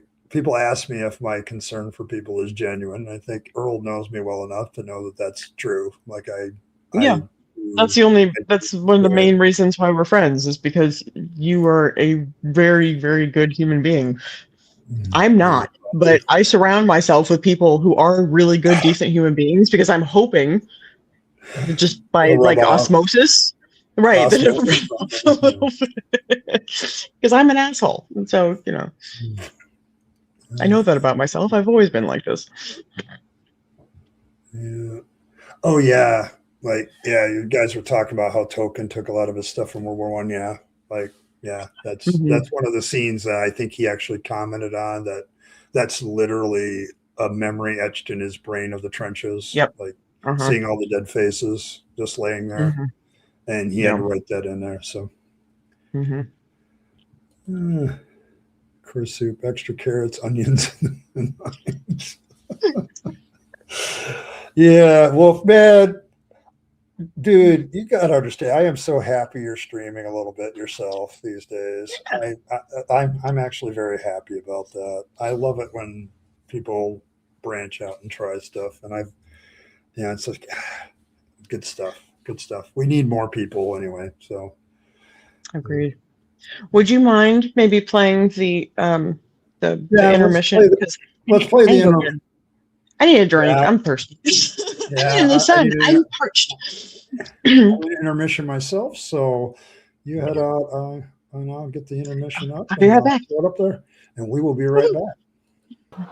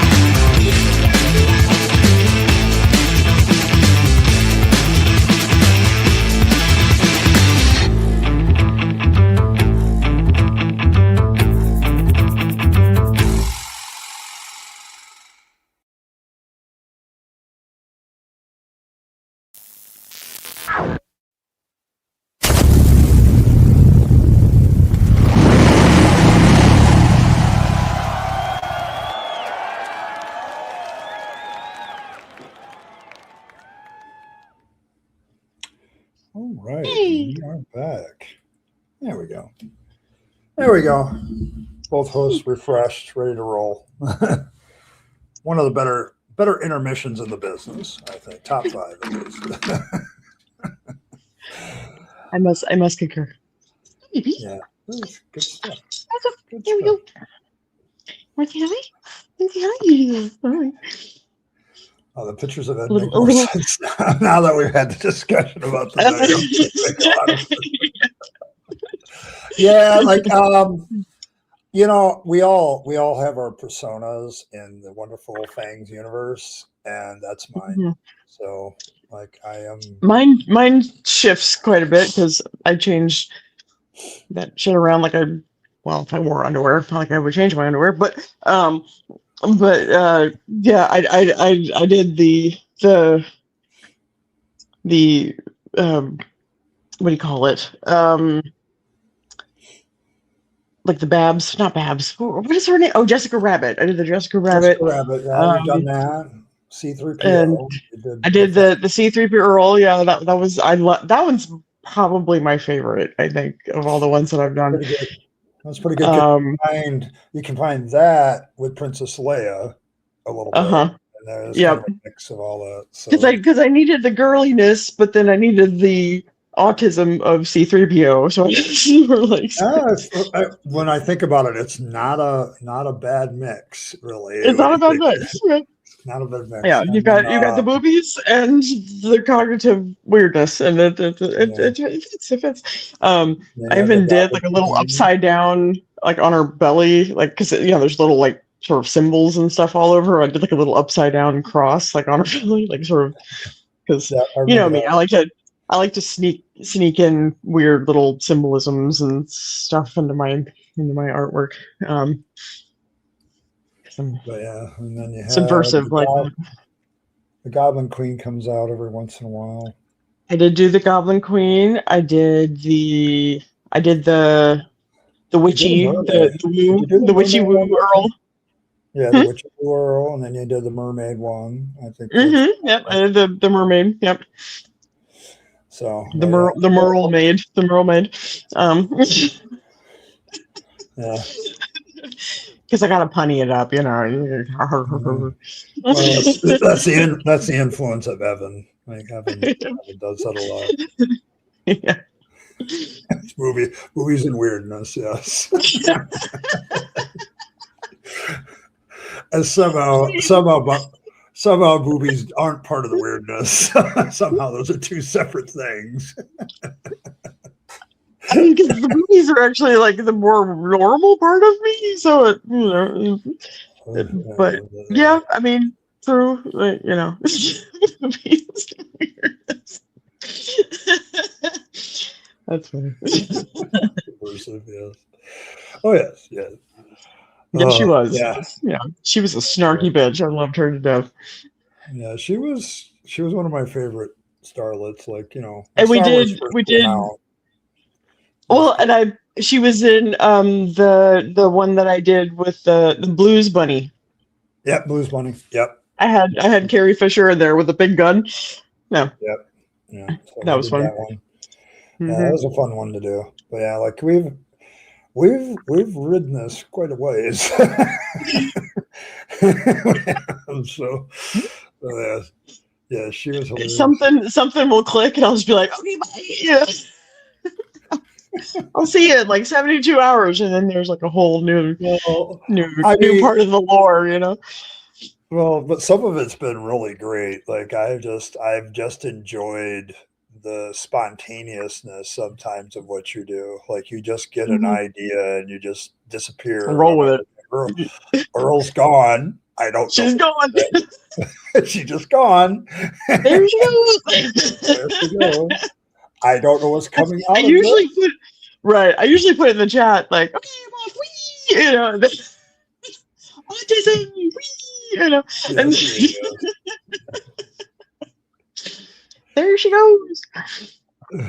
I love that about being an artist, though. That's the best part, is that, especially because I get so much inspiration from the Fluffle. Like, somebody will say something in chat and it's just like, and then that's how the like C3P Earl and that whole like thing with Habermas happened. Like that's with the Yeah, the 'cause it vibes was, and lies, like all of that happened with just brilliance from the Fluffle. There you Yep. go. Yep. Still one of my favorites because you came So up it's with one this, of my like, favorites. Yeah. literally in minutes. Like this was nothing, and then minutes later it was into being. But yes, like it was just one of my favorites. But yeah. Yeah, by the end of the stream, that one was ready Well, to go. it was great. I just started laughing. As soon as I saw it, I started laughing. Little notes, little pieces of paper. Oh, I forgot this notebook. And then my good memory.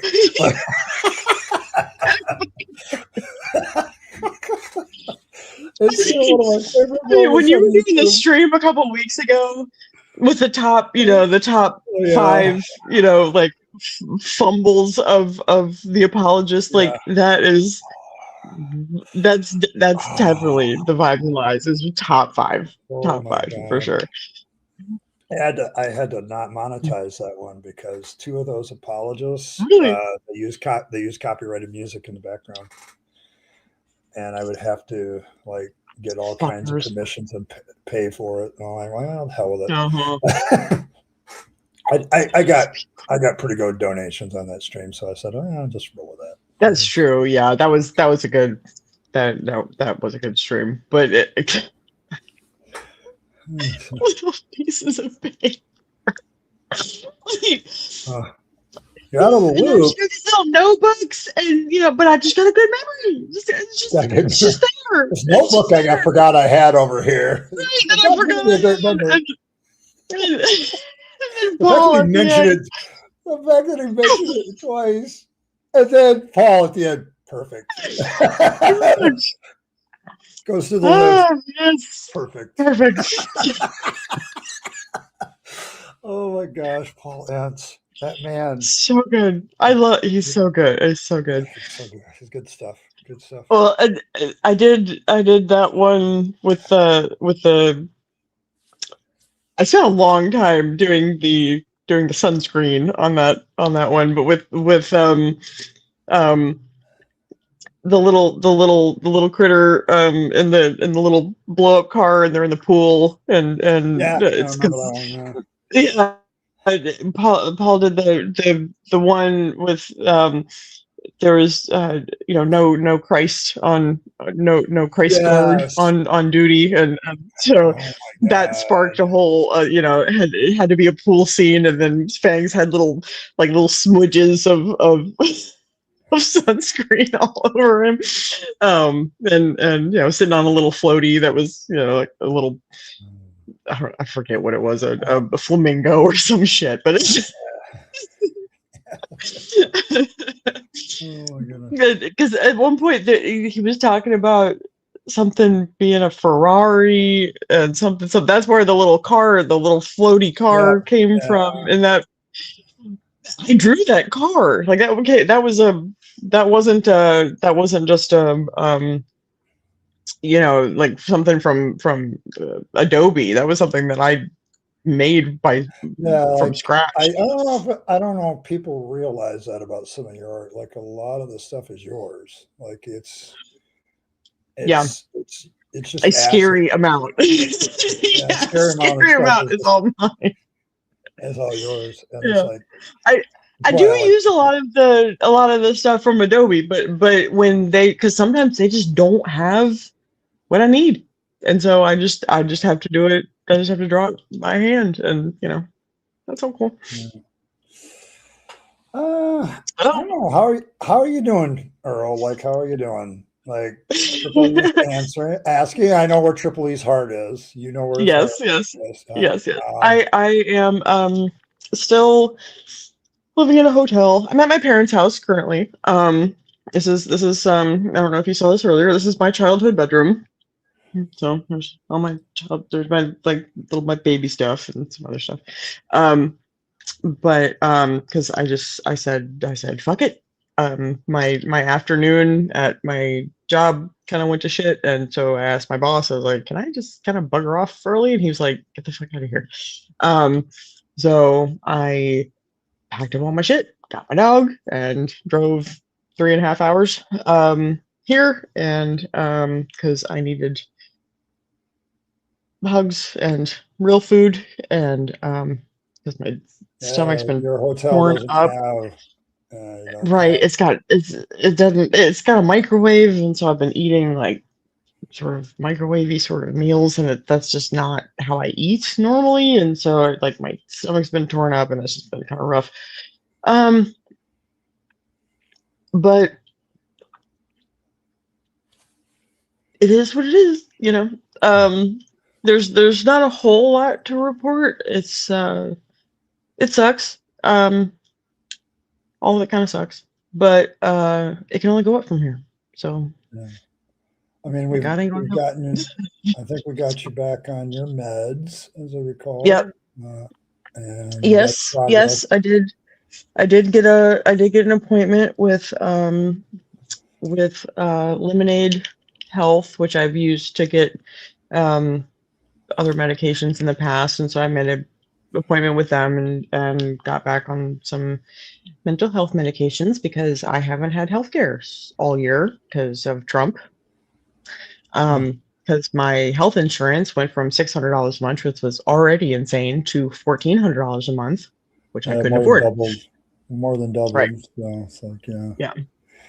So, but my working situation is better, and I've got a stable job now that'll go to 3 days a week in September, so that'll be like, and then I also work an occasional, most Fridays at another office that likes me a lot, and not every Friday, but it's still good supplemental sort of income. Yep.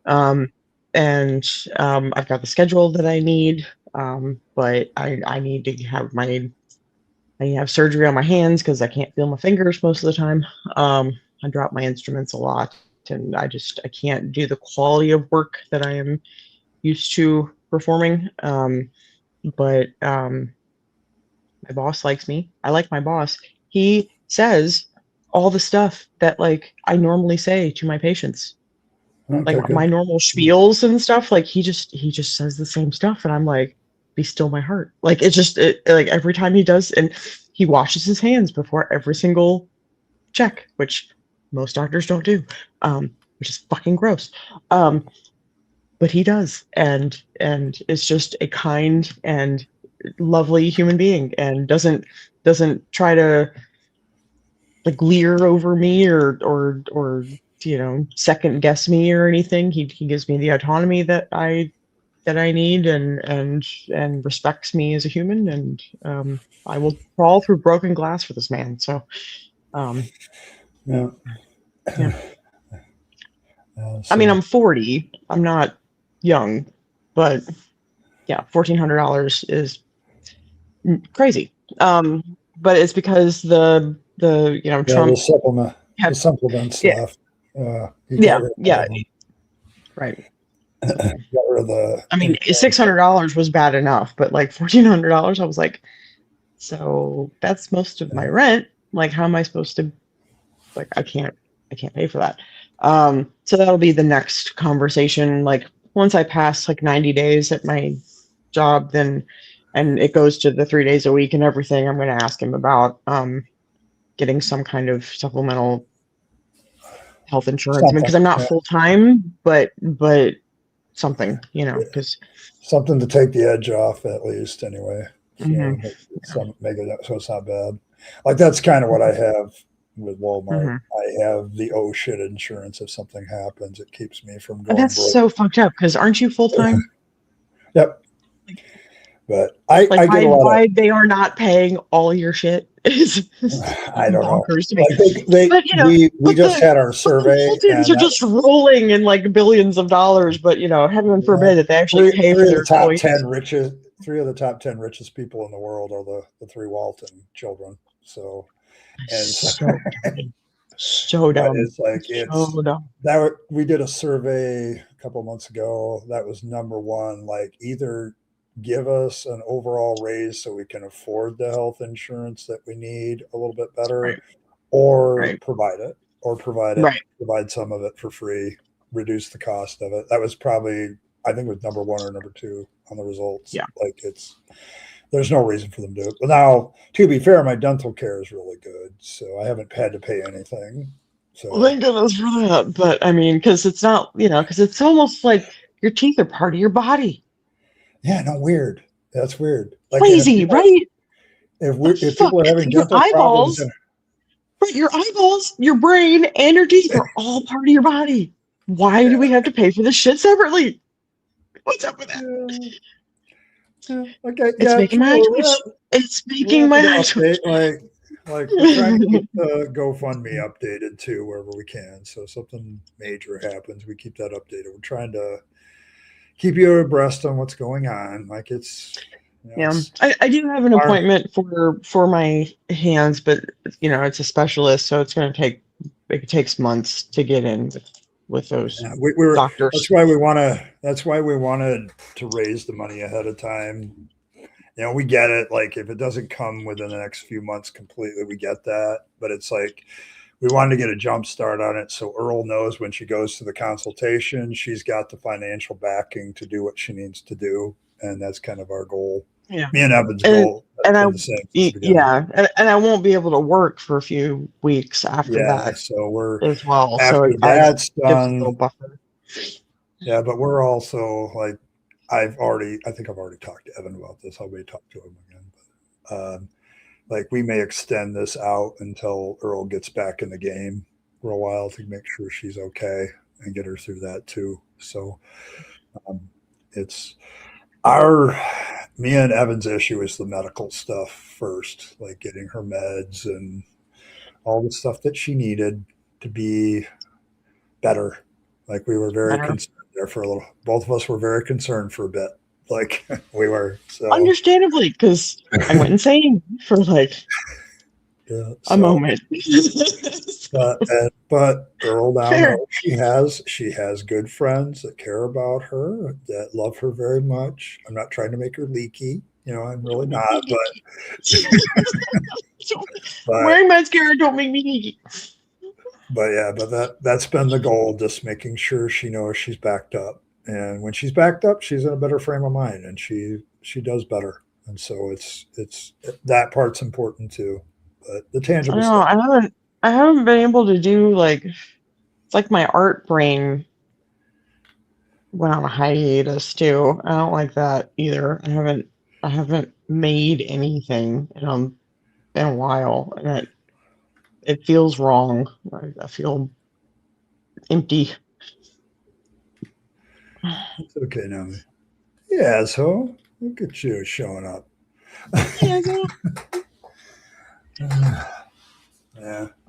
Yeah, like Michael, it's like an addictive head pad all the way around. Like we're all like all of us have our stuff. Like, and people, I've actually been directly asked, like, why the hell are you doing this? And I'm like, Ed's 57. He may need some help someday himself. It's like, I'm not, I'm going to delete this comment. You can't see it. Okay, well, good. Oh, did he use the M word? Yes, he did. You know how asshole is. So there you go. But yes, it's a good thing I can't see it because I'm on my phone, so I can't see chat. And good. We'll keep that out of your life. Be nice to me, asshole. Damn it. But no, it's like this whole thing has kind of caused me to look at things differently myself too. Like I am now seriously pursuing like a not-for-profit. I would love like a fund or something that when people in this community have a problem, they can know that we're gonna zip them some money to get started. So it's like one of those things. So it's like I mean, Earl got evicted. She had some issues. It was a crash out moment and very understandable. All of us that loved her were like, yeah, we can see that. Like nobody was like judging her for it. So it's like it wasn't it wasn't a thing where we were all judgy, like, no, don't need to judge right now, need to help. And those are two different things. Yeah, and I did. I fully crashed out. I had a couple of beers that I was drinking from. I didn't want to move them that were in my fridge. That so I got a little drunky pants and had the music on too loud, and I just kind of went nuts. But, shit happens.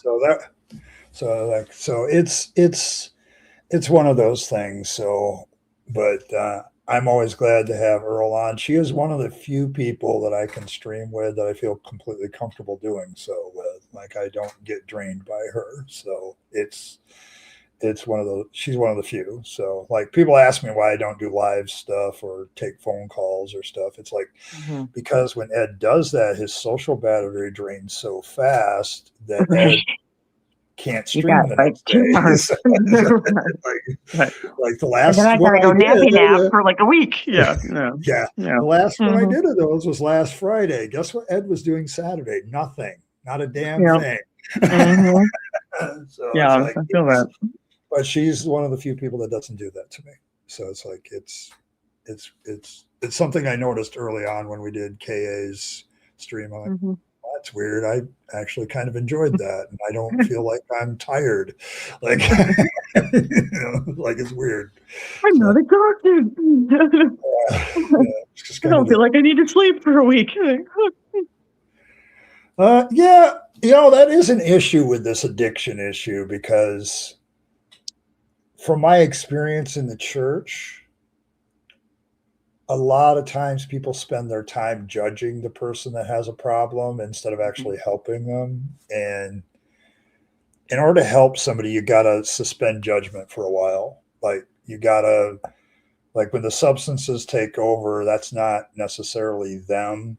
Like, it's something else. And it's not necessarily a moral failing. I mean, that's what I kept trying to tell my friend, because she's, now that she's sort of past the worst of it and stuff, and she's gone back to work and all that kind of stuff, like, it's not a moral failing. Like, what she did, it wasn't like she was trying to get high and trying to be a delinquent. Like, she was trying to reduce her anxiety, and it wasn't a moral failing on her part. And I don't think that addiction just generally is a moral failing. I think that it's a mental health issue.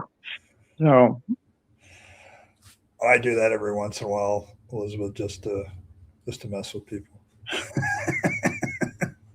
So, like Trump. Yeah. Well, yeah. I just like to mess with people sometimes. It's cool. It's okay. I don't know. But yeah, like the judgment aspect. Actually, Azrael's the other one that I stream with that doesn't drain me either.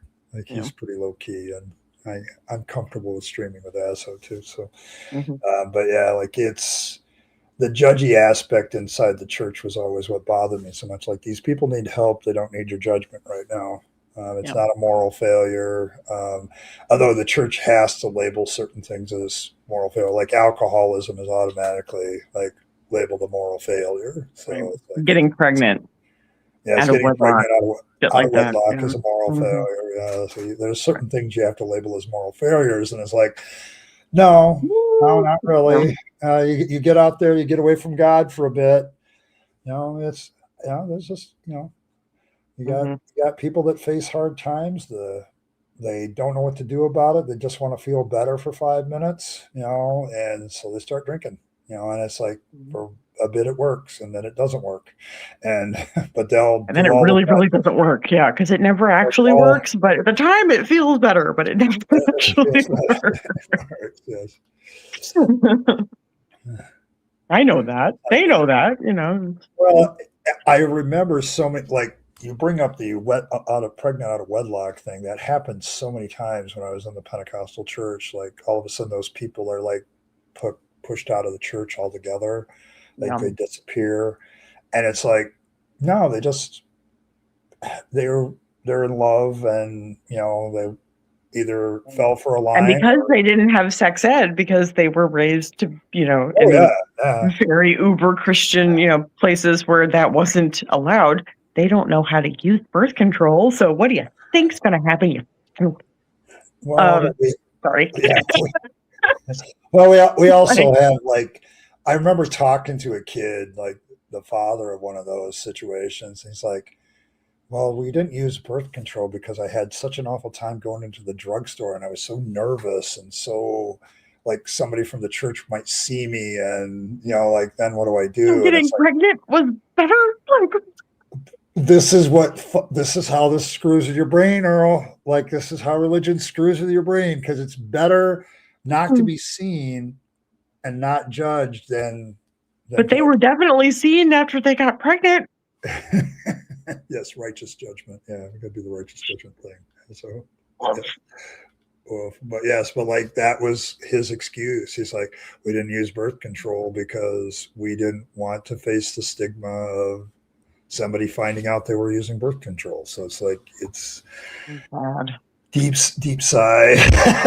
Yeah. So now we're going to deal with the stigma of now all these people are going to want you to get married, Right. even though I'm looking Yeah, at I mean, I had to watch. Good idea. I had to watch my friend in college. You know, she was 18 years old and was real in love with this fucking dumbass, and her mama refused to put her on birth control. I've been on birth control since I was 13 because I was literally bleeding to death. So they were like, let's see, I'll maybe fix that. But you know, I had also had a boyfriend and all the things, but like did all the boinking. But I mean, her mama just refused to put her on birth control, even though she was obviously sexually active.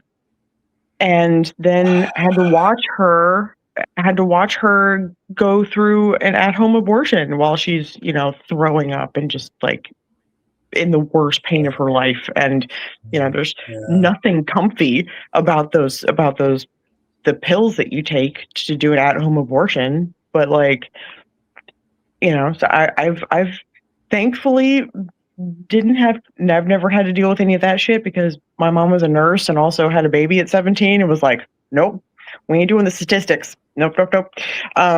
And so, you know, put me on all the things when, you know, gave me all of the sex ed that I had, more sex ed than any human being really ought to. I was horrified by most of the things.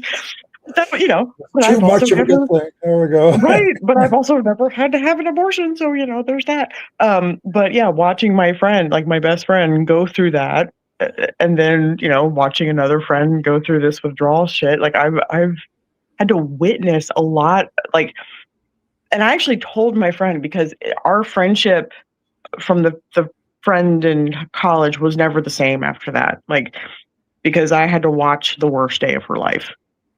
Mm-hmm. And so every time she looked at me, she remembered the worst day of her life.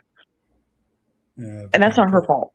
You know, that's not her fault. Like I had to drive her to the clinic and I had to, you know, hold her hair while she's, you know, throwing up her toenails and all that kind of shit. And like, our friendship never recovered after that. And so I actually told my friend while she was withdrawing that, you know, I said, I recognize that this is a little selfish, but like I've had to deal with a friendship falling the fuck apart because they could only think of the worst day of their life when they saw my face.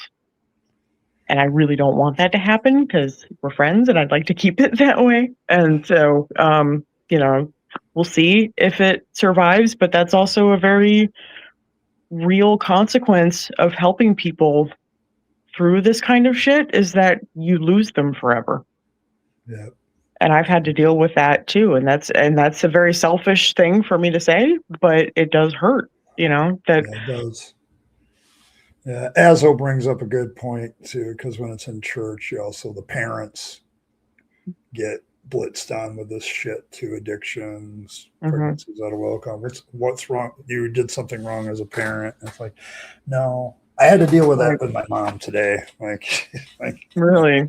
Well, you're the way you are. I'm like, Mom, that had nothing to do with anything. You're the reason I'm the way I am. Yeah. That's usually what I come with. She's like, no. You created this weirdness. Yes. I've had to go both directions on that. I'm like, Mom, there's some things that are beyond your control, and that had nothing to do with it. Like, it's like, because like I remember when I was first talking to her about my autistic tendency, she's like, "Oh, is that my fault?" I'm like, "What the hell are you talking about? Like, what Just are a you?" bit. Maybe. But, My dad is autistic as like yeah, I'm bad. Woof. yeah, but it's Like like I like like dad, it's no. Like dad starts talking about some of my weird stuff. I was like, because where do you think I got this shit, Dad? Like, oh my goodness. it wasn't mom. Mom didn't do this. You do this. I don't do this. You know, like from genetics are a hell of a drug. Yeah, Just like saying. yeah, but she's like blaming herself. Oh, you're kind of responsible, but not in the way you think. Like, and there's stuff on my dad's side too. I said, Dad has a little bit of this too. So it's like, it's not like it's just you. Yeah. So it's like, yeah, but yeah. But it's Oh, also not your moral failing either. Like genetics no, kind of suck sometimes, you know? It's just as so it's the way humans work. as so you wish. Wish that was true. No, So bad. oh, today, no, today was more about like, because my daughter had some things to say to me and my mother, and then me and mom talked about it, and it's like, Uh-oh. well, it's my daughter is right. Like she's kind of taking care of my mom because my mom can't do a lot of things for her, and I'm like, yeah, I need to probably help a little bit more, so it's fine. But yeah, how am I doing? um, Ed's surviving the summer. This is a hard time of year. It's hot, and I am very hypersensitive to heat, but I've managed to manage the apartment's heat index a little bit, and so I got the sun. yeah, like I got a little bit of a tan. Look, there's a tan line right there. yeah, I don't know what to do with that. I didn't melt. You I didn't don't know how to melt. feel. I've been outside hardly all summer. I haven't been outside in years. Like I go like to my car and back and to my car and back and like that's it. You know, like I don't like bathe. And then I drive. Yeah, I don't. I drive sit at in the night. sun. You know, I work at night, so when I go to work, it's getting dark. When I get out of work, it's getting light. Yeah. So I never really deal with the sun. Mm-hmm. But it's been better this year. My therapist says I've made progress in a lot of things, so I'm. There you go. The biggest issue now is trying to work on my relationship with my kids post divorce kind of thing. Like we're trying to, and they're older, they're all in their 30s. So it's like, it's harder because, you know, they're split all over the place and I have to, and so they all want a better relationship with their dad. And I want that too. But it's like, ooh, there's a lot of cooties with that. You know, it's like, it's the little things I'm afraid of. So, but, I don't know. I think once it starts to cool down, I'll be in a better frame of mind a little bit. It's just what it does is it like drains my nervous system to deal with the heat all the time, and then I just feel tired. So I sleep a lot in the summer. So I take a lot of naps. Take a lot of naps. Yeah. So once that's over, I don't know. I'm feeling better. I've had a lot of ideas, like this whole thing with Earl and a few other people that I've noticed over the last year. It's like, you know, there's a need for an organization here. And just a bit, yeah, just a bit. And so it's like, you know, Ed, you've ran not for profits many, many times. You know, that's what a church is. And it's like, I know the legality is a little bit better than most people. And I know when I need to like say, here, you're an attorney. Can you handle this for me? Because this is beyond me. I know how to do that. So it's like, I've been looking into that. Like, and if I can replace, you know, if I get it big enough where it's like, okay, I can take a small salary from that and replace my Walmart income and stay home and do other things besides retail, I will do that. If I grow the channel big enough, someday. Get past that stuff. Like that's the goal. Like I'm getting to the point where I'm looking at the retirement finish line too. And it's like, I don't have any of that. And I need something I can do post walking away from work. so that I can still make money. As far as I know, I'll never be able to retire. But my hope is my goal right now is to work my ass off for the next 5 years and bugger off to Belize.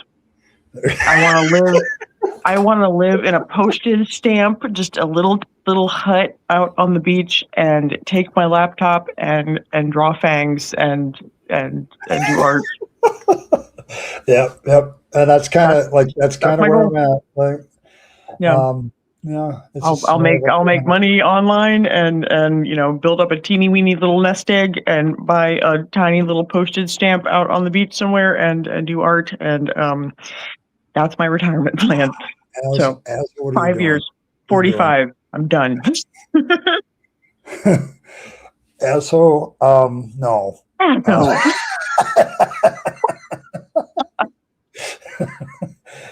You know how your fuzzy little mind. I don't know what. I have no idea. I got no word. I got no words. I got to work on my relationship with Jeebus.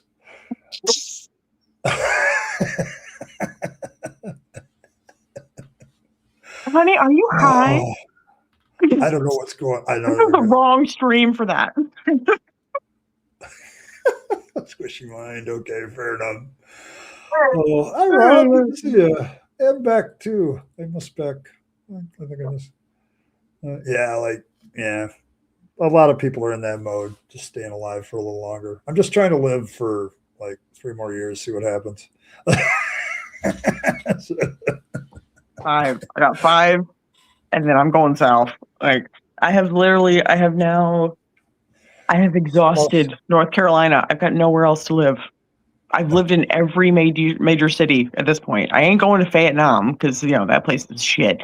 I'm not going to Wilmington because I've been there, done that, and I'm not interested. I've lived in every major city in North Carolina. I'm done. Like I can't go anywhere else. I thought about going to Arizona. It's fucking hot, and they've got one of the most like rapidly rising rates of like housing and shit there because it's just the urban sprawl is so bad in Arizona. Thought about going to New Mexico, but their infrastructure sucks. Like I'm not going anywhere cold on purpose because I'm a skinny bitch with arthritis, and that ain't happening. So and I don't go anywhere cold on purpose. I'm not going I'm not going further down south because they're fucking dumbasses down there. Like I'm not doing that. So after that, I'm going to South America. Fuckers. Bye. Yeah. I think I've looked up how to leave the country more than I ever have in the last 2 years. I tried to immigrate to Australia many, many years ago. I think I told you this, and my ex-husband didn't qualify. I did, but my ex-husband didn't qualify, so we couldn't go. And then I have been dreaming of Belize for not a bad country. Like 20 years now, almost, and I can drive there because it's on the Yucatan, so I can just grab myself a little motorhome and just like skedaddle. Bye. There you go. Bye. Yep. And now that half my shit's gone, I'm like makes it easier. I'm trying to find silver linings. Trying really hard. There you go. Ron has a suggestion. You can go to Indian Lake, Ohio. And it's too cold. It's a little too cold. My dad's from Toledo. I got family up there. I don't want to be close to them. They're nuts. Oh. All right. Nope. Nobody. Nope. Nope. They voted for Trump. We ain't doing that. So. Okay, so Azo is admitting that he's probably and Beck too. Everybody's ironic for the stream, babe. Just a bit.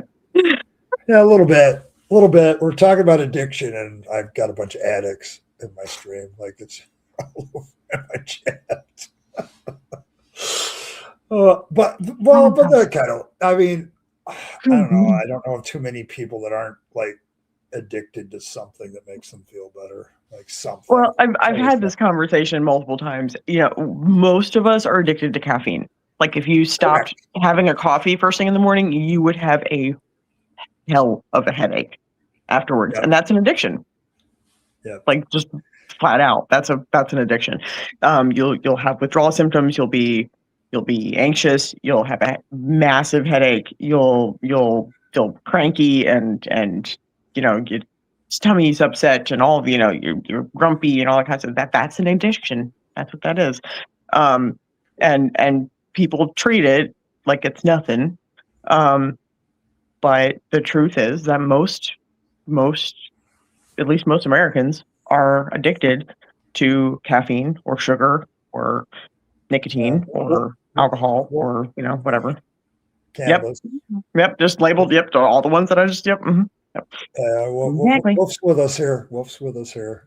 Mm-hmm. Like I know if I stop drinking caffeine, my head hurts for like 3 days. So. Mm-hmm. It's painful. Yeah. I mean, I've had some of the worst headaches ever. And then went, shit, when was the last time that I drank a Diet Coke? It was like, oh, oops.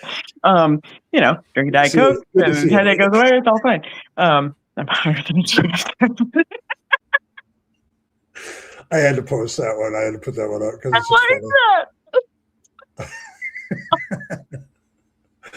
Oh my goodness! But yeah, I just see we're doing a stream on detoxing and addiction. It's only fitting. It's only fitting. I love the visual though. That's so funny. We I think. I get migraines. Yeah. Mm-hmm. That's the thing about talking about addiction, because you'll have people like, I'm not addicted to anything. I'm like, how much coffee do you drink? Bullshit. And if you stop, right? If you stopped, what would happen? Right. Oh, that's not really like no. Just because it's socially acceptable doesn't mean it's not an addiction. Right. There's a few people I used to have as friends on Facebook. They post memes about that. I'm not a drug addict, starter pack, and one of them's coffee, and the next one's whiskey, and a whole list of shit that people get addicted to that isn't necessarily drugs. Sugar is more addictive than cocaine. Yeah, that's true. And most Americans, and they're addicted to sugar. Yeah, Kelly, I can see that.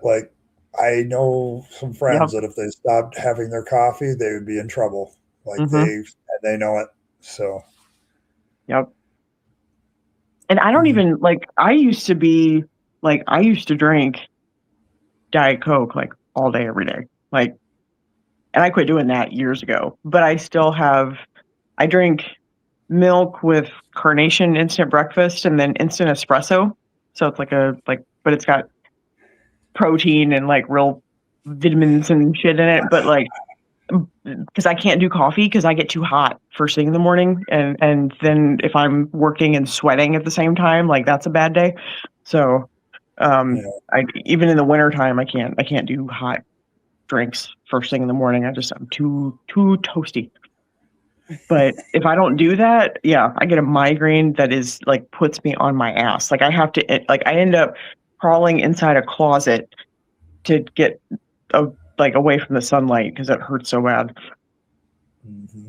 And my visual snow shit gets real rough. I get auras. That's another problem that you have, and it probably gets affected by all that too. So. Yeah. That I thought was totally normal, but not so much. Yeah, Beck, just make sure you pay your taxes to Sir Sick about the whiskey. You got to do that. Indeed. I listen to him way too much. I think I love his form of humor. I don't do any atheist content anymore, but he is funny as fuck. He really is funny. It's very dry. It's There you go. There you go. Oh my goodness, you hate quitters. Okay, very good.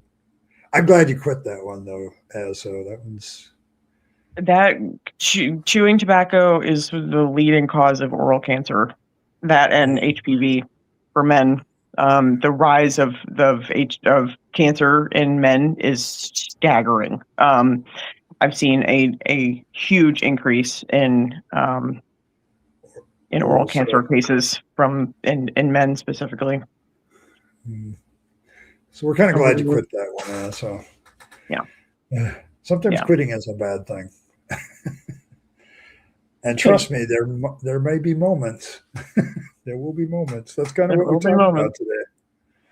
So humor. Even the best of us. It's okay, Beck. It's all right. Oh, yeah. Well, I have a my phone is about to die, so I gotta get off here. It's at 6. Sorry, I just went to 6%, so I gotta go. It's okay. I was thinking about ending the stream, but I wanted to thank you for being on. Appreciate your insight. Just a reminder, this is Earl. She's my artist. She does a lot of my work. A lot of the art you see is hers. There's a few things that aren't, but a lot of it's hers.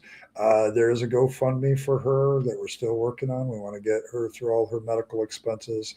If you can't afford anything, that's fine. We're in a good spot right now where we can pursue some of this stuff.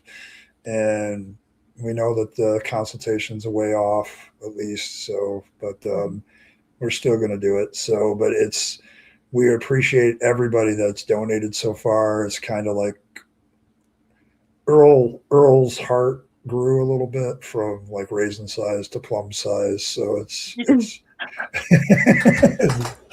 a little bit. It puffed up. It wiggled. It wiggled. And it wiggles quite a bit now. And I'm not going to cry. Not because I'm wearing mascara. I'm not going to cry. Yeah. But y'all have been so generous and so sweet, and it does make my little black raisin heart wiggle quite a bit. Yeah, the link is it's pinned to the chat. So, but yeah, it's right there. And so we're still doing that. Had some good donations. Appreciate everybody being there. But thank you, Earl. A pleasure as always. Yep. And thank you for giving me a platform to talk about this, because honestly, it has pissed my ass off that this shit is available and ruining people's lives, especially people that I care about. And I keep hearing stories of it happening more and more and more. And I just realized when I was with my friend going through this and talking with people that nobody knew what the shit was, and that you can find it everywhere, and it's legal and available and wrong. Well, I've been battling this a little bit on the political side for a long time. Like it's like my biggest thing is once people start to corner them on it, they change the formula, and then it's not the same stuff, and they can remarket it, same shit, different day, recycle, repeat, so they stay ahead of the law. So it's like, so even when the law gets after them, they have ways of getting out of it. So that's kind of thing. So thanks for all of that. It's been a great stream. Appreciate you. I'm gonna let you go before your phone dies. Yeah, it's about to.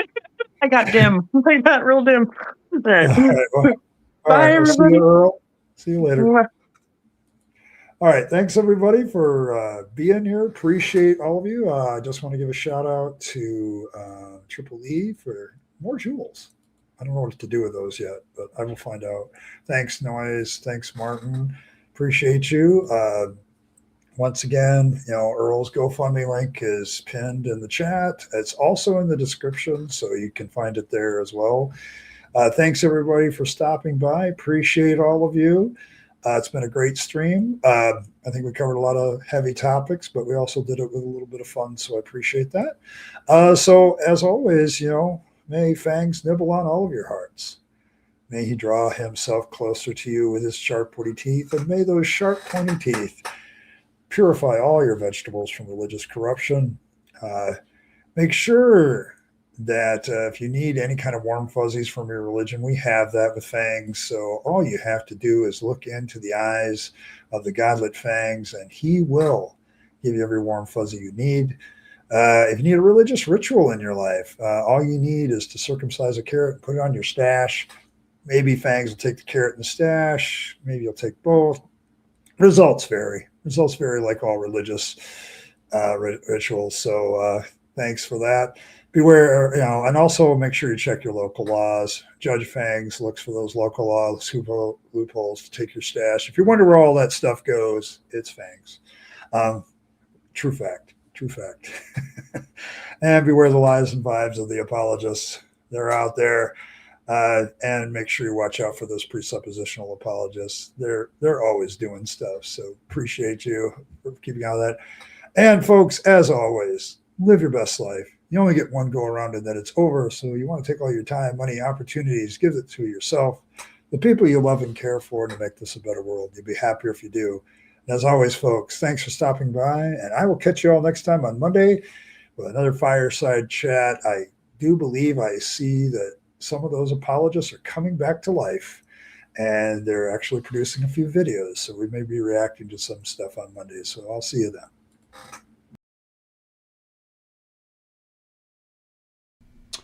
Hey, thanks for sticking around to the end to find out how you can support the channel better. Of course, there's always the normal notions of just hitting that like button, subscribe to the channel, hit your notification bell, and share the video with your friends and family that you think would be interested. That's always very appreciated.